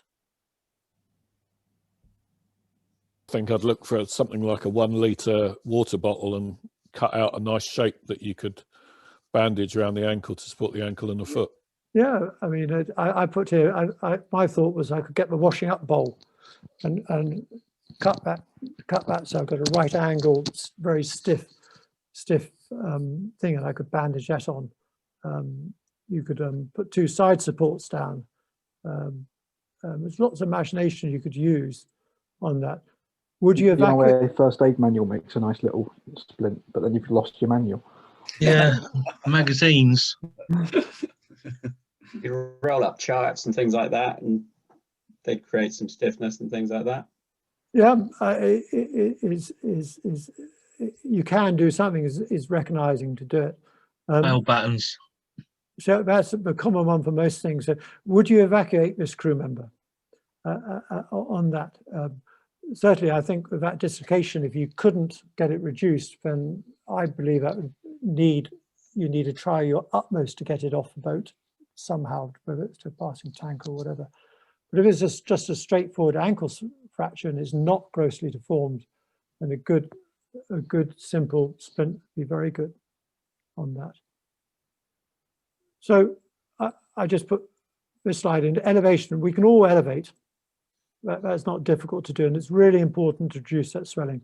As I said, that swelling comes after 24, 48 hours as a rule. Splinting is really important to relieve pain. The only thing I just make a little point on is if you get increasing pain in the calf, which is just the person can't cope with, and it applies to forearm injuries, just beware of a condition called compartment syndrome. And again, that's you need to get that person off the boat. You need to get to help, because you cannot deal with that on a boat. And that's relatively common.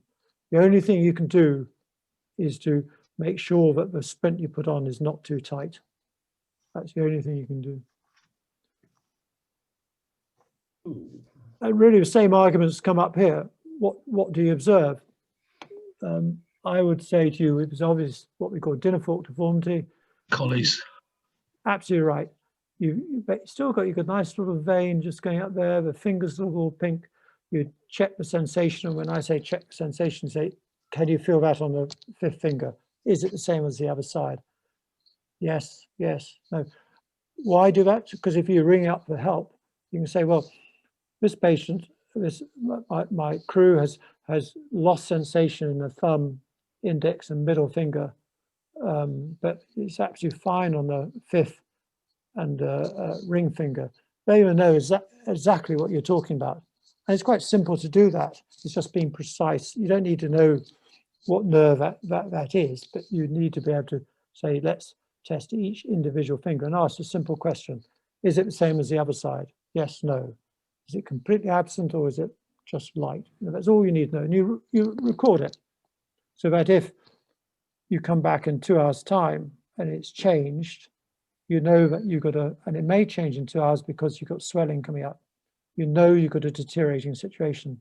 And that's even in this situation, why observations, recording it on paper, etc. is important. Jeremy, now, in the old days, we used to use inflatable splints for those, which gave them more grief. But then we went over to vacuum splints, which were a little bit better. Yeah. So I'm going to come to splints in 2 seconds. What would anybody just try and find a splint to put that in, or would they just kind of carry on, or what? This is not life. Carry on. Arm sling initially, possibly. Yeah, nice poly sling. Or would it be better to put the arm up like my? You can see my hand up like that now, rather than across the body. Tying your arm up high with with a bandage is a very effective way of reducing swelling. Broke his wrist. They put him in finger traps. I remember it was quite a bad break. He fell off his bike, and I think the finger traps were really effective from the sounds of it. Yeah, and I haven't mentioned finger traps. Chinese finger traps, they are really effective way of reducing it.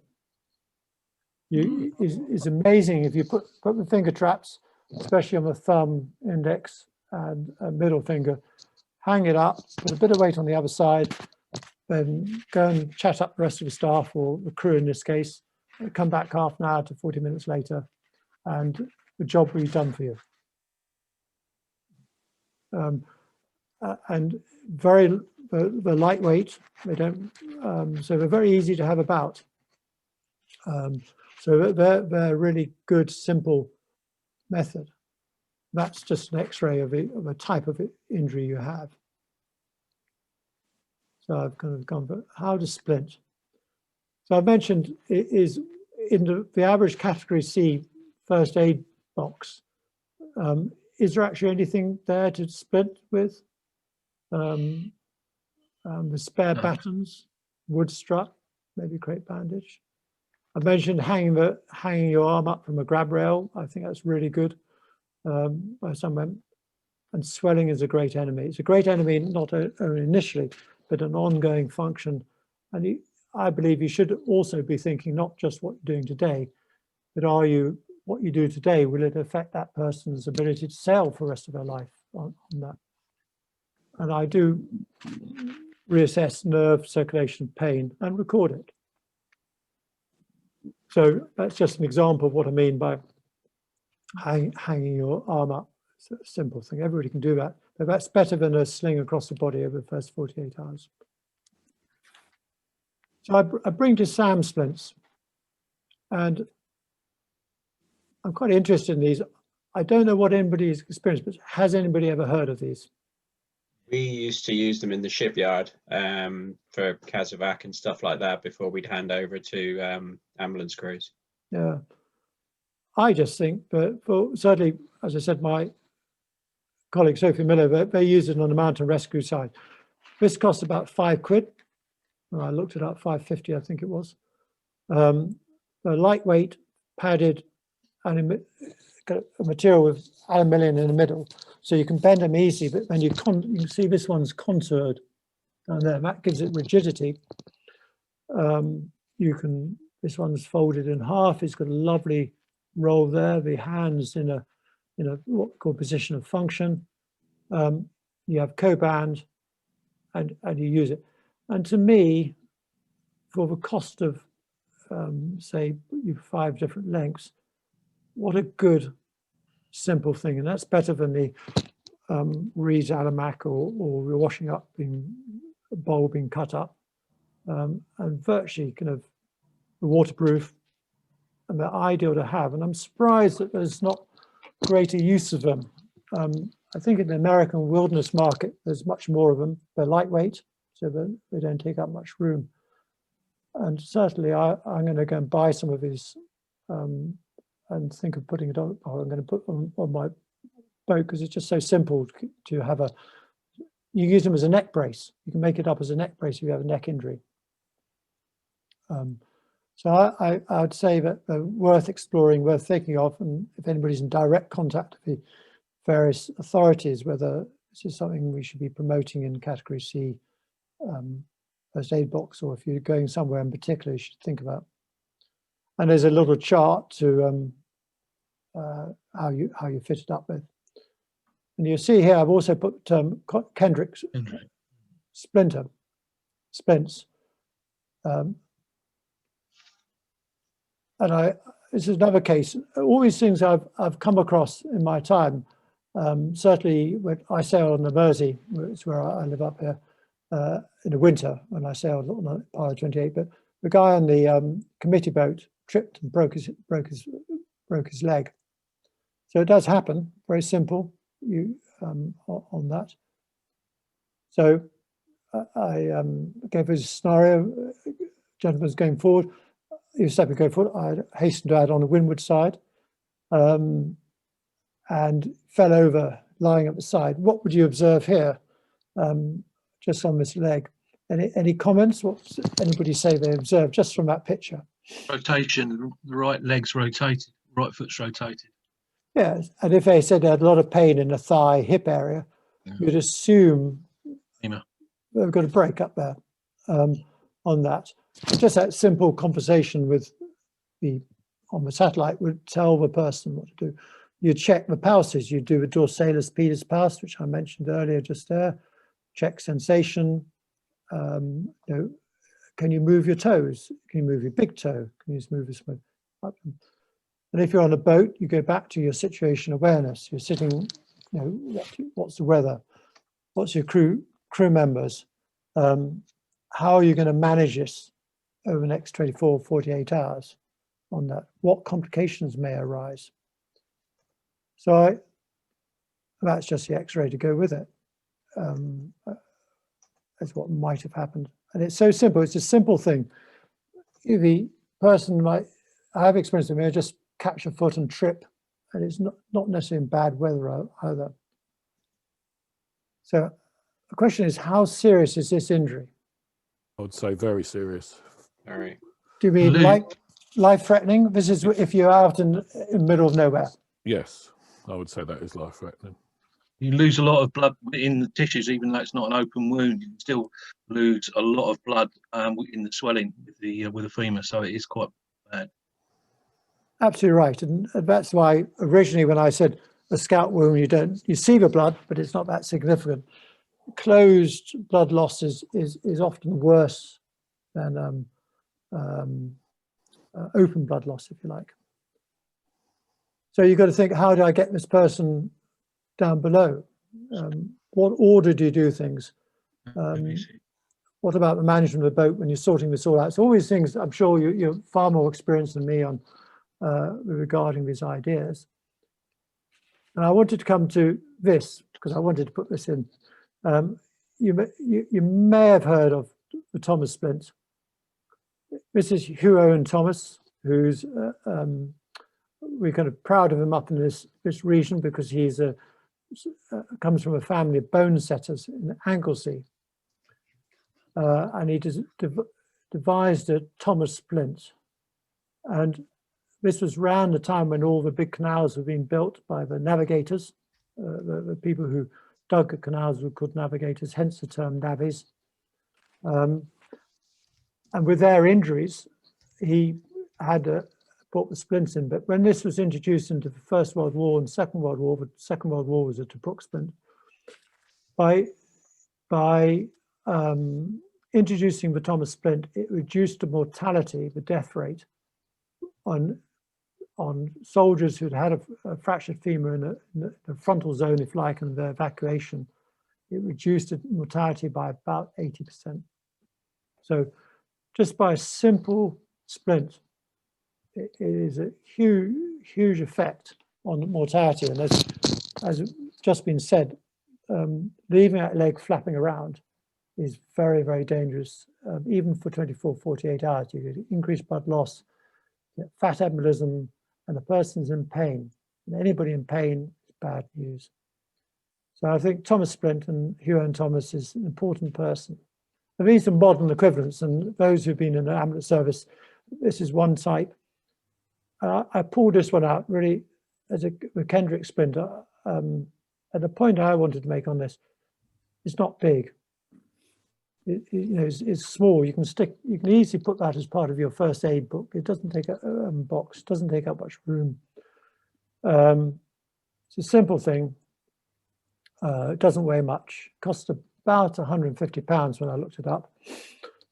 And potentially you can put your crew member into it. And the thing about it is, that you can transfer that patient, maybe you're transferring that person from a deck down below. Once they're down below, you can really kind of manage them. If you're transferring onto the helicopter, you can manage it. If you're transferring onto a passing merchant ship, you can transfer in this, and you're helping things. And as I said, I've seen these fractures on a boat situation, so it's not that it never happens. So just a few finger injuries. Bolly may have to look away at this part. I've got to come through. This is a very simple one, and you can self-deal with. Subungual hematoma, where you get it crushed, bang it with a hammer, I don't know, you do something with it. Really painful, because you've got bleeding underneath the nail here. And all you need to do is get a paper clip or something, heat up to as red hot, and you burn a hole in the nail. Smells a bit, but as soon as you've done it, the patient would give, a crew member would give you a great big wet kiss and say, thank you very much, because it takes all the pain out of it. Very simple to do. And again, you have somebody who's incapacitated because of pain, and now back being normal, and you just kind of get on with your journey. Has anyone done that to themselves? Yes, I have. I must admit, I've done it myself. Yeah. It makes a lot of difference. Oh. I've done it myself for my child on that. So I spoke very briefly about degloving injuries very, very early on.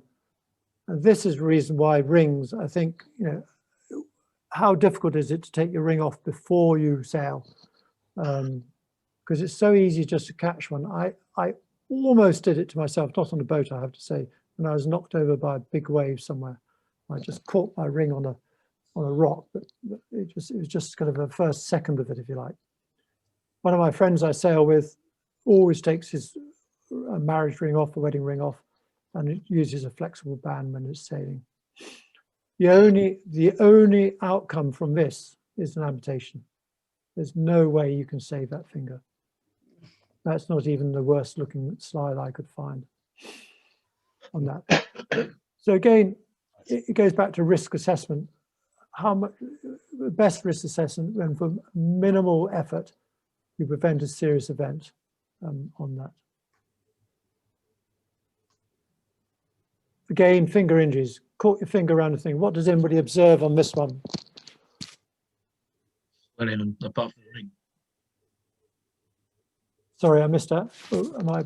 Swelling above the ring. That's right. You've got a ring on. What are you going to do about that? Cut it off.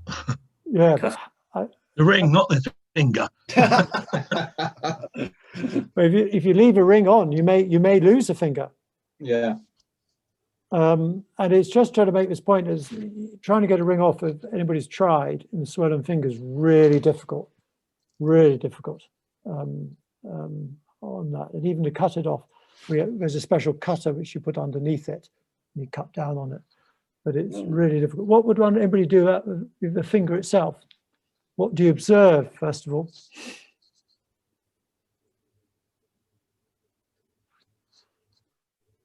A massive open wound. Yes, and what's particular about the wound?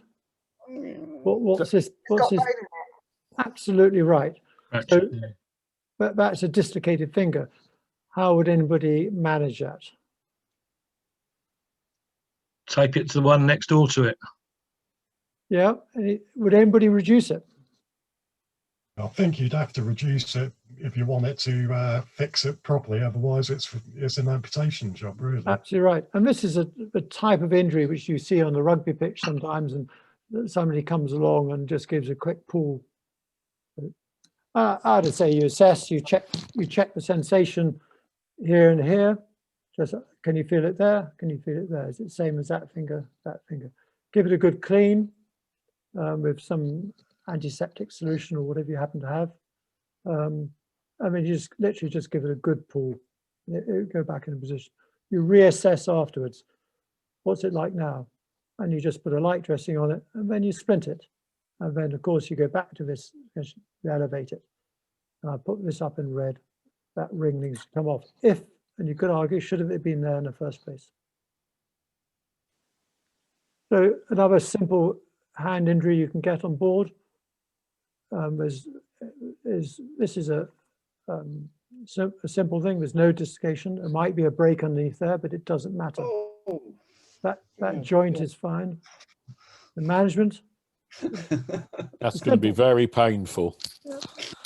Well, you just simple, clean, dress, and splint. That's all you need to do. So that's a simple thing to do.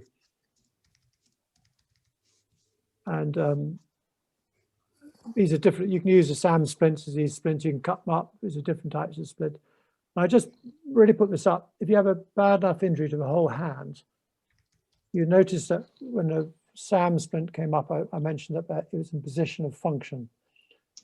If you got a, say you've crushed your hand for whatever reason, dropped you were doing something to the engine, something really heavy dropped on your hand, and it's really swollen.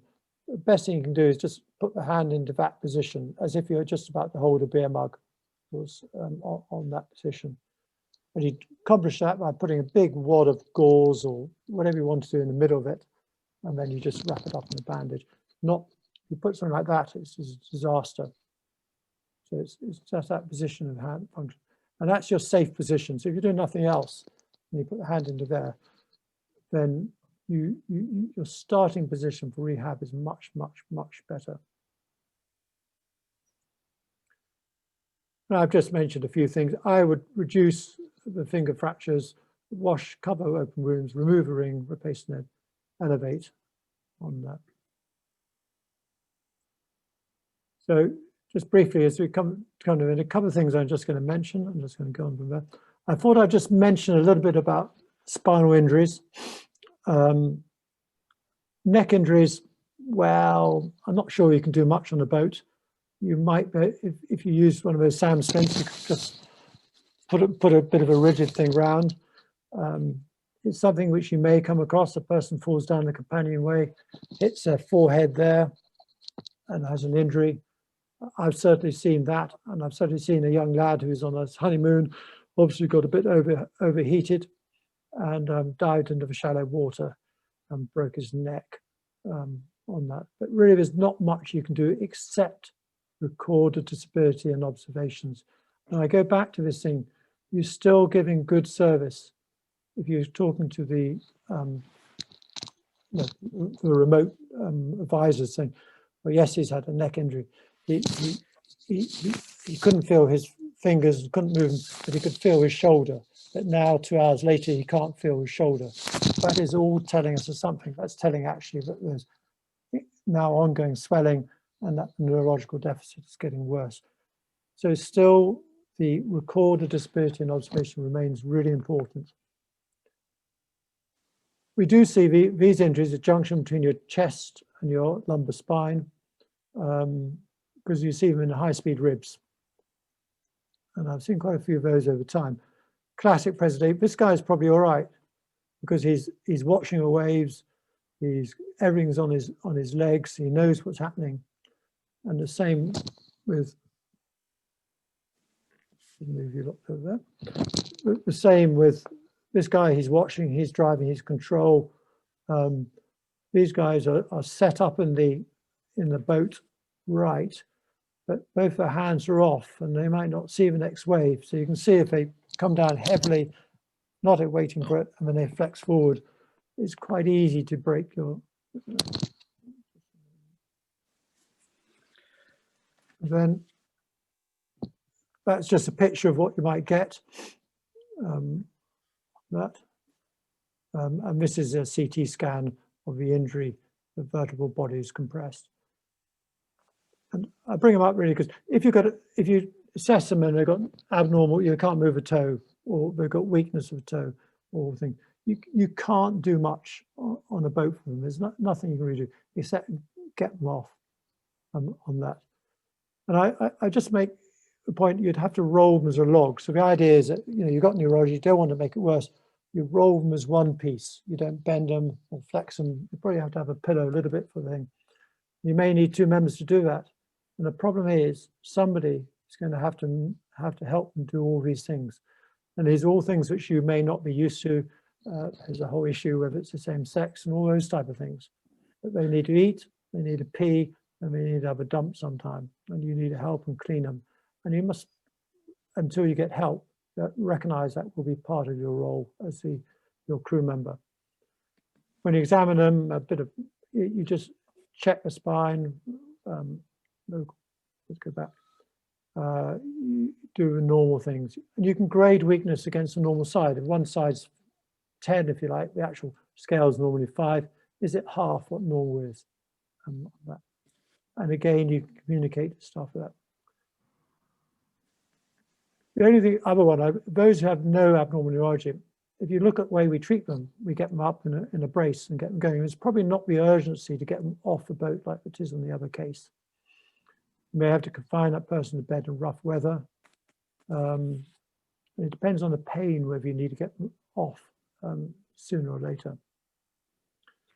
These are the type of splints which we put people in. So at 2 days, 1 day, we get a person up and get them walking normally on that. And this is just a prevention type concept.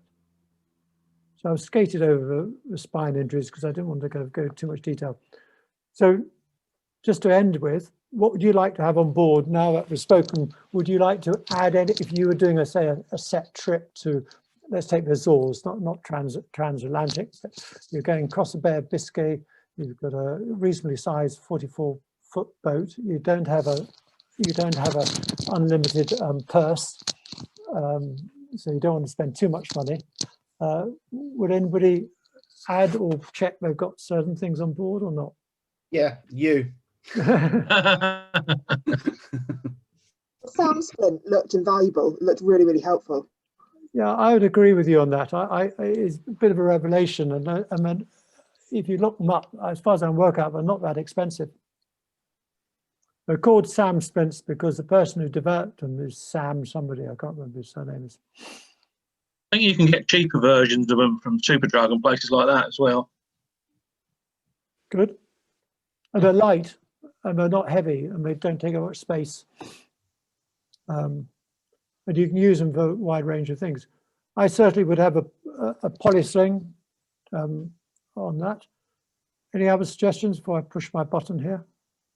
With COVID, there's lots of opportunities to get pulse oximeters and the electric thermometers and BP cuffs very, very cheaply these days. So that would be a good kit.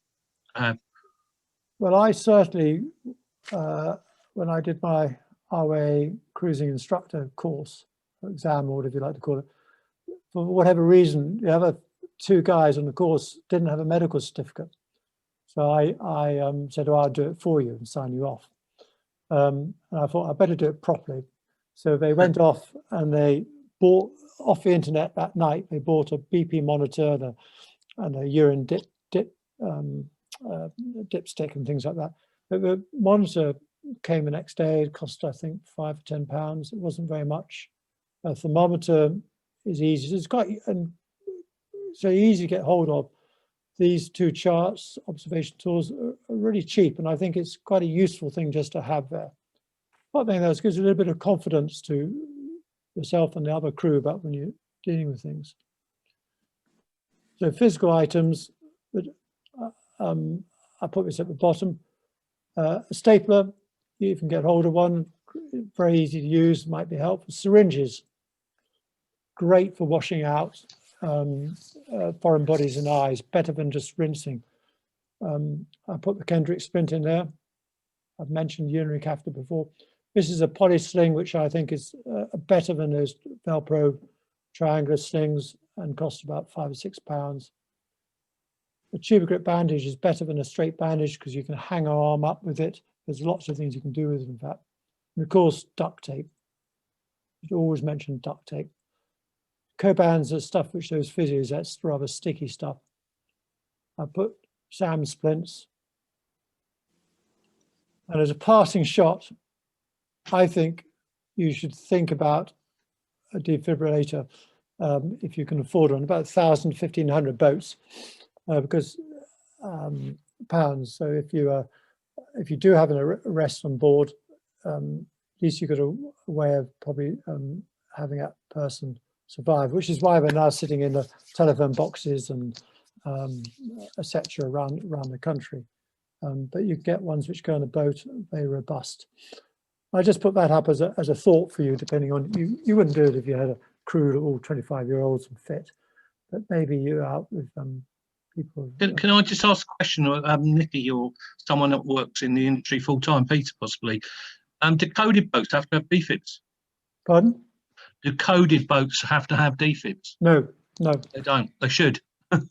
Well, but that's what I'm saying. My boat's coded, and I was trying to get a defib at a big. I got 20% off when COVID came along, so I haven't been out. But I'm seriously reconsidering, given my age, that it'd be a really good first aid. I've got 2 electrical things. One is a defib, which I think would be very helpful. And the other thing which I got really impressed with is one of those emergency battery starters for the engine if the batteries go flat.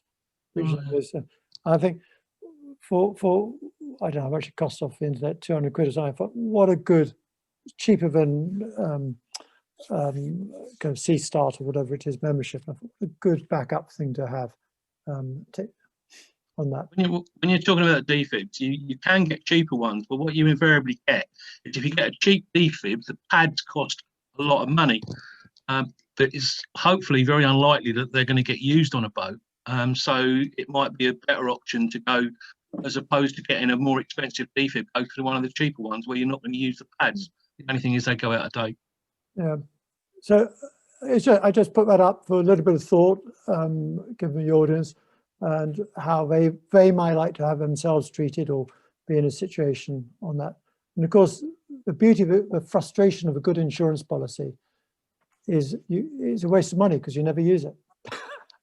But of course, an insurance policy is only great, as I got flooded 2 days ago, and I'm just considering what to claim on the insurance. You start to think, oh, maybe it is worth having insurance on that. So take-home messages. I would always say first aid, ABCs, first task, situation awareness, an injury assessment. What exactly are you dealing with? And the message on first aid is normally about the immediate problems. But I think if you're offshore, away from main help, you've got to work out, well, what are the delayed effects? Yes, I'm not going to kill the patient today, but if I don't do something, maybe the disability in the long term will be very significant. I think simple things like scoring systems or assessment systems still are very useful things to have, cheap, easy, and allows you to communicate with various people. I would argue that there should be an argument to consider reduction, dislocation, or realignment and split them. So, question is, what's your preference? How many of you want to be out there doing that as your part of your stress relieving action? Is that what floats your boat? Or maybe you think sitting on a 100-foot ketch which is 100 years old in the Mediterranean with your various women in your life is more relaxing. So that's the 2 types of sailing which might interest you. And that's all. Thank you very much. Thank you. Yeah, absolutely. Thank you. Jeremy, can I just jump in there and say a very, very big thank you very much. Thank you. Absolutely superb. Really appreciate that. I have been here in the background listening, although I've had to jump out a little bit to answer the phone and do some businessy stuff. But no, really appreciate that chat. Thank you very much. Good. I wanted to address something. I believe it was Ray that was asking about STCW, MFAS and MCAS. Is that correct? Yeah, I was just asked if I think it was to do with the analgesia. Okay. The Penthrox. So for those that are not aware, there are 3 levels of sort of first aid training within STCW. And there's the elementary first aid 1 day, which is essentially the same as the RYA 1 day first aid. But then there's MFAS, which is medical first aid at sea, and MCAS, which is medical care aboard ship. And the MFAS is a 5-day course, and the MCAS is a 4-day course. So combined together gives you the 9 days, which enables you to maintain your commercial endorsement if you wish to skipper a vessel in Cat 0 sea areas. If you wish to skipper a coded vessel Cat 0 and maintain your commercial endorsement, then you're beyond 150 miles from a safe haven, so therefore you need MFAS, MCAS. And arguably, if you're in Cat 1, which is 60 miles to 150 miles, then you need MFAS. Okay, so your RYA first aid ticket only keeps you legal in terms of your commercial endorsement for Cat 2 waters, unless of course you're a surgeon like Jeremy or have got other medical qualifications. So I about a year ago I went and did MFAS MCAS. I did its precursor, which was called Ship Captain's Medical. That was about 20 years ago, very long time ago. So I've seen how that's evolved, and our intention is at Chichester Marine Training is to offer MFAS MCAS training. We actually had it scheduled for last autumn, but we got in because of lockdown. So if anybody is interested in that, then we can certainly help you. I've been sort of had a bit of a wide smile because an awful lot of what Jeremy has been talking about today is covered to a greater or lesser degree within MFAS. Although, you know, very interesting because some of the hints and tips that Jeremy's given, you know, from your perspective there, Jeremy, is just real little nuggets of information, which has been great. Yeah, I think that it's just having the confidence to sort of roll up your sleeve and address issues when you're 2 or 3 days from help that perhaps you wouldn't need to address if you're in the Solent. And that is, I think, is what today's talk has been about. Yeah, thank you very much. Is anybody, can I just kind of, is anybody actually interested in MFAS or MCAS? Yeah, I am interested, but I hate to say it, Steve, I'm more interested in the wilderness first aid survival course that Jacob's been mentioning. So, right. Well, don't accuse me of stealing Steve's business. I want to do both, to be honest, but the wilderness first aid is the one I want to do first, which may not be this year, it may be next year. But I think they're all good courses, but from what I've having not done those advanced ones, they all have slightly different focuses. And I think as a bog standard CI cruising instructor, the wilderness first aid is a bit more relevant to what we do, whereas the ones you've done, Steve, if you're going offshore, then yeah, they're absolutely brilliant. Yeah, I mean, it's you want to be a yacht master ocean, and certainly if you want to maintain a commercially endorsed yacht master ocean, then that's what you would do.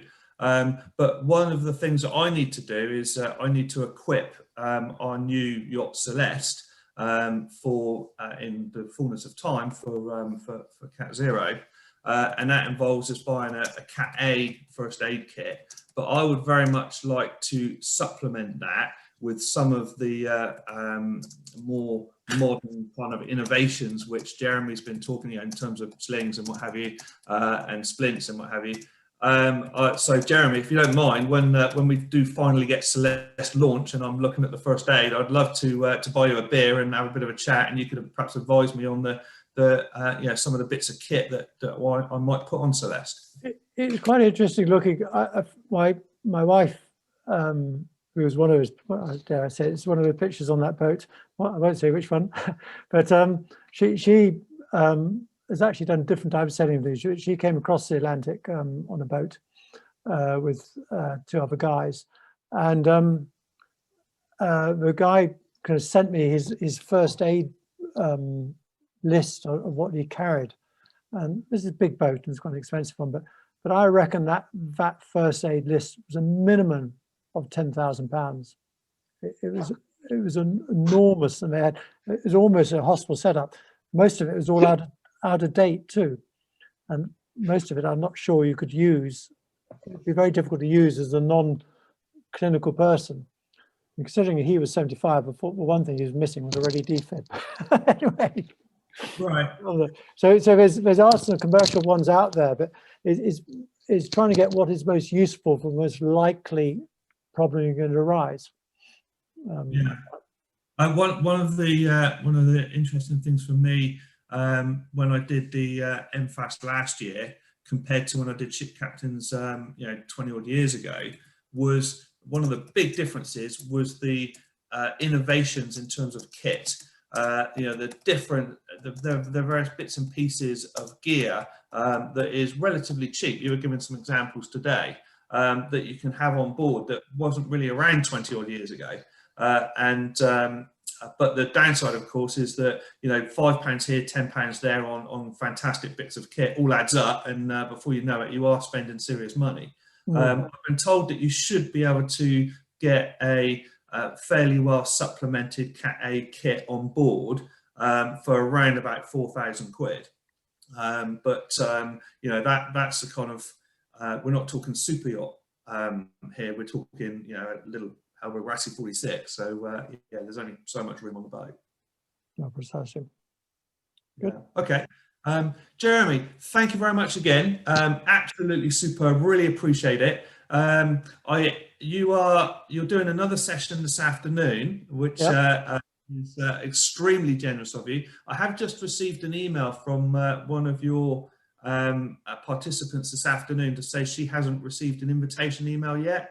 Was your plan to do this one and then ping the second round of No, it was all set up at the same time. So if you could just tell me who that is, then I can check whether it is done or not. Okay, the email is from Penny Gillett. I can forward you her email if you like. Yeah, if you forward her the email and I sent it out. Okay, super. All right, I'll do that. So yeah, let me finish up by saying again, thank you very much. Super helpful. You recorded the session, I believe, so we need to have a little conflab on the IT logistics of being able to make this available to people. But no, thank you very much again, and a bit of a round of applause. Thank you very much. Very good. Thank you very much. Yeah, Thank you. Thank you very much. That was really interesting. Got a lot out of that. Thanks. Good. Yeah, it was interesting. Even as not a very experienced first aider or anything, there's a lot to take from that, Jeremy, and well done. Thank you. Good. Thank you.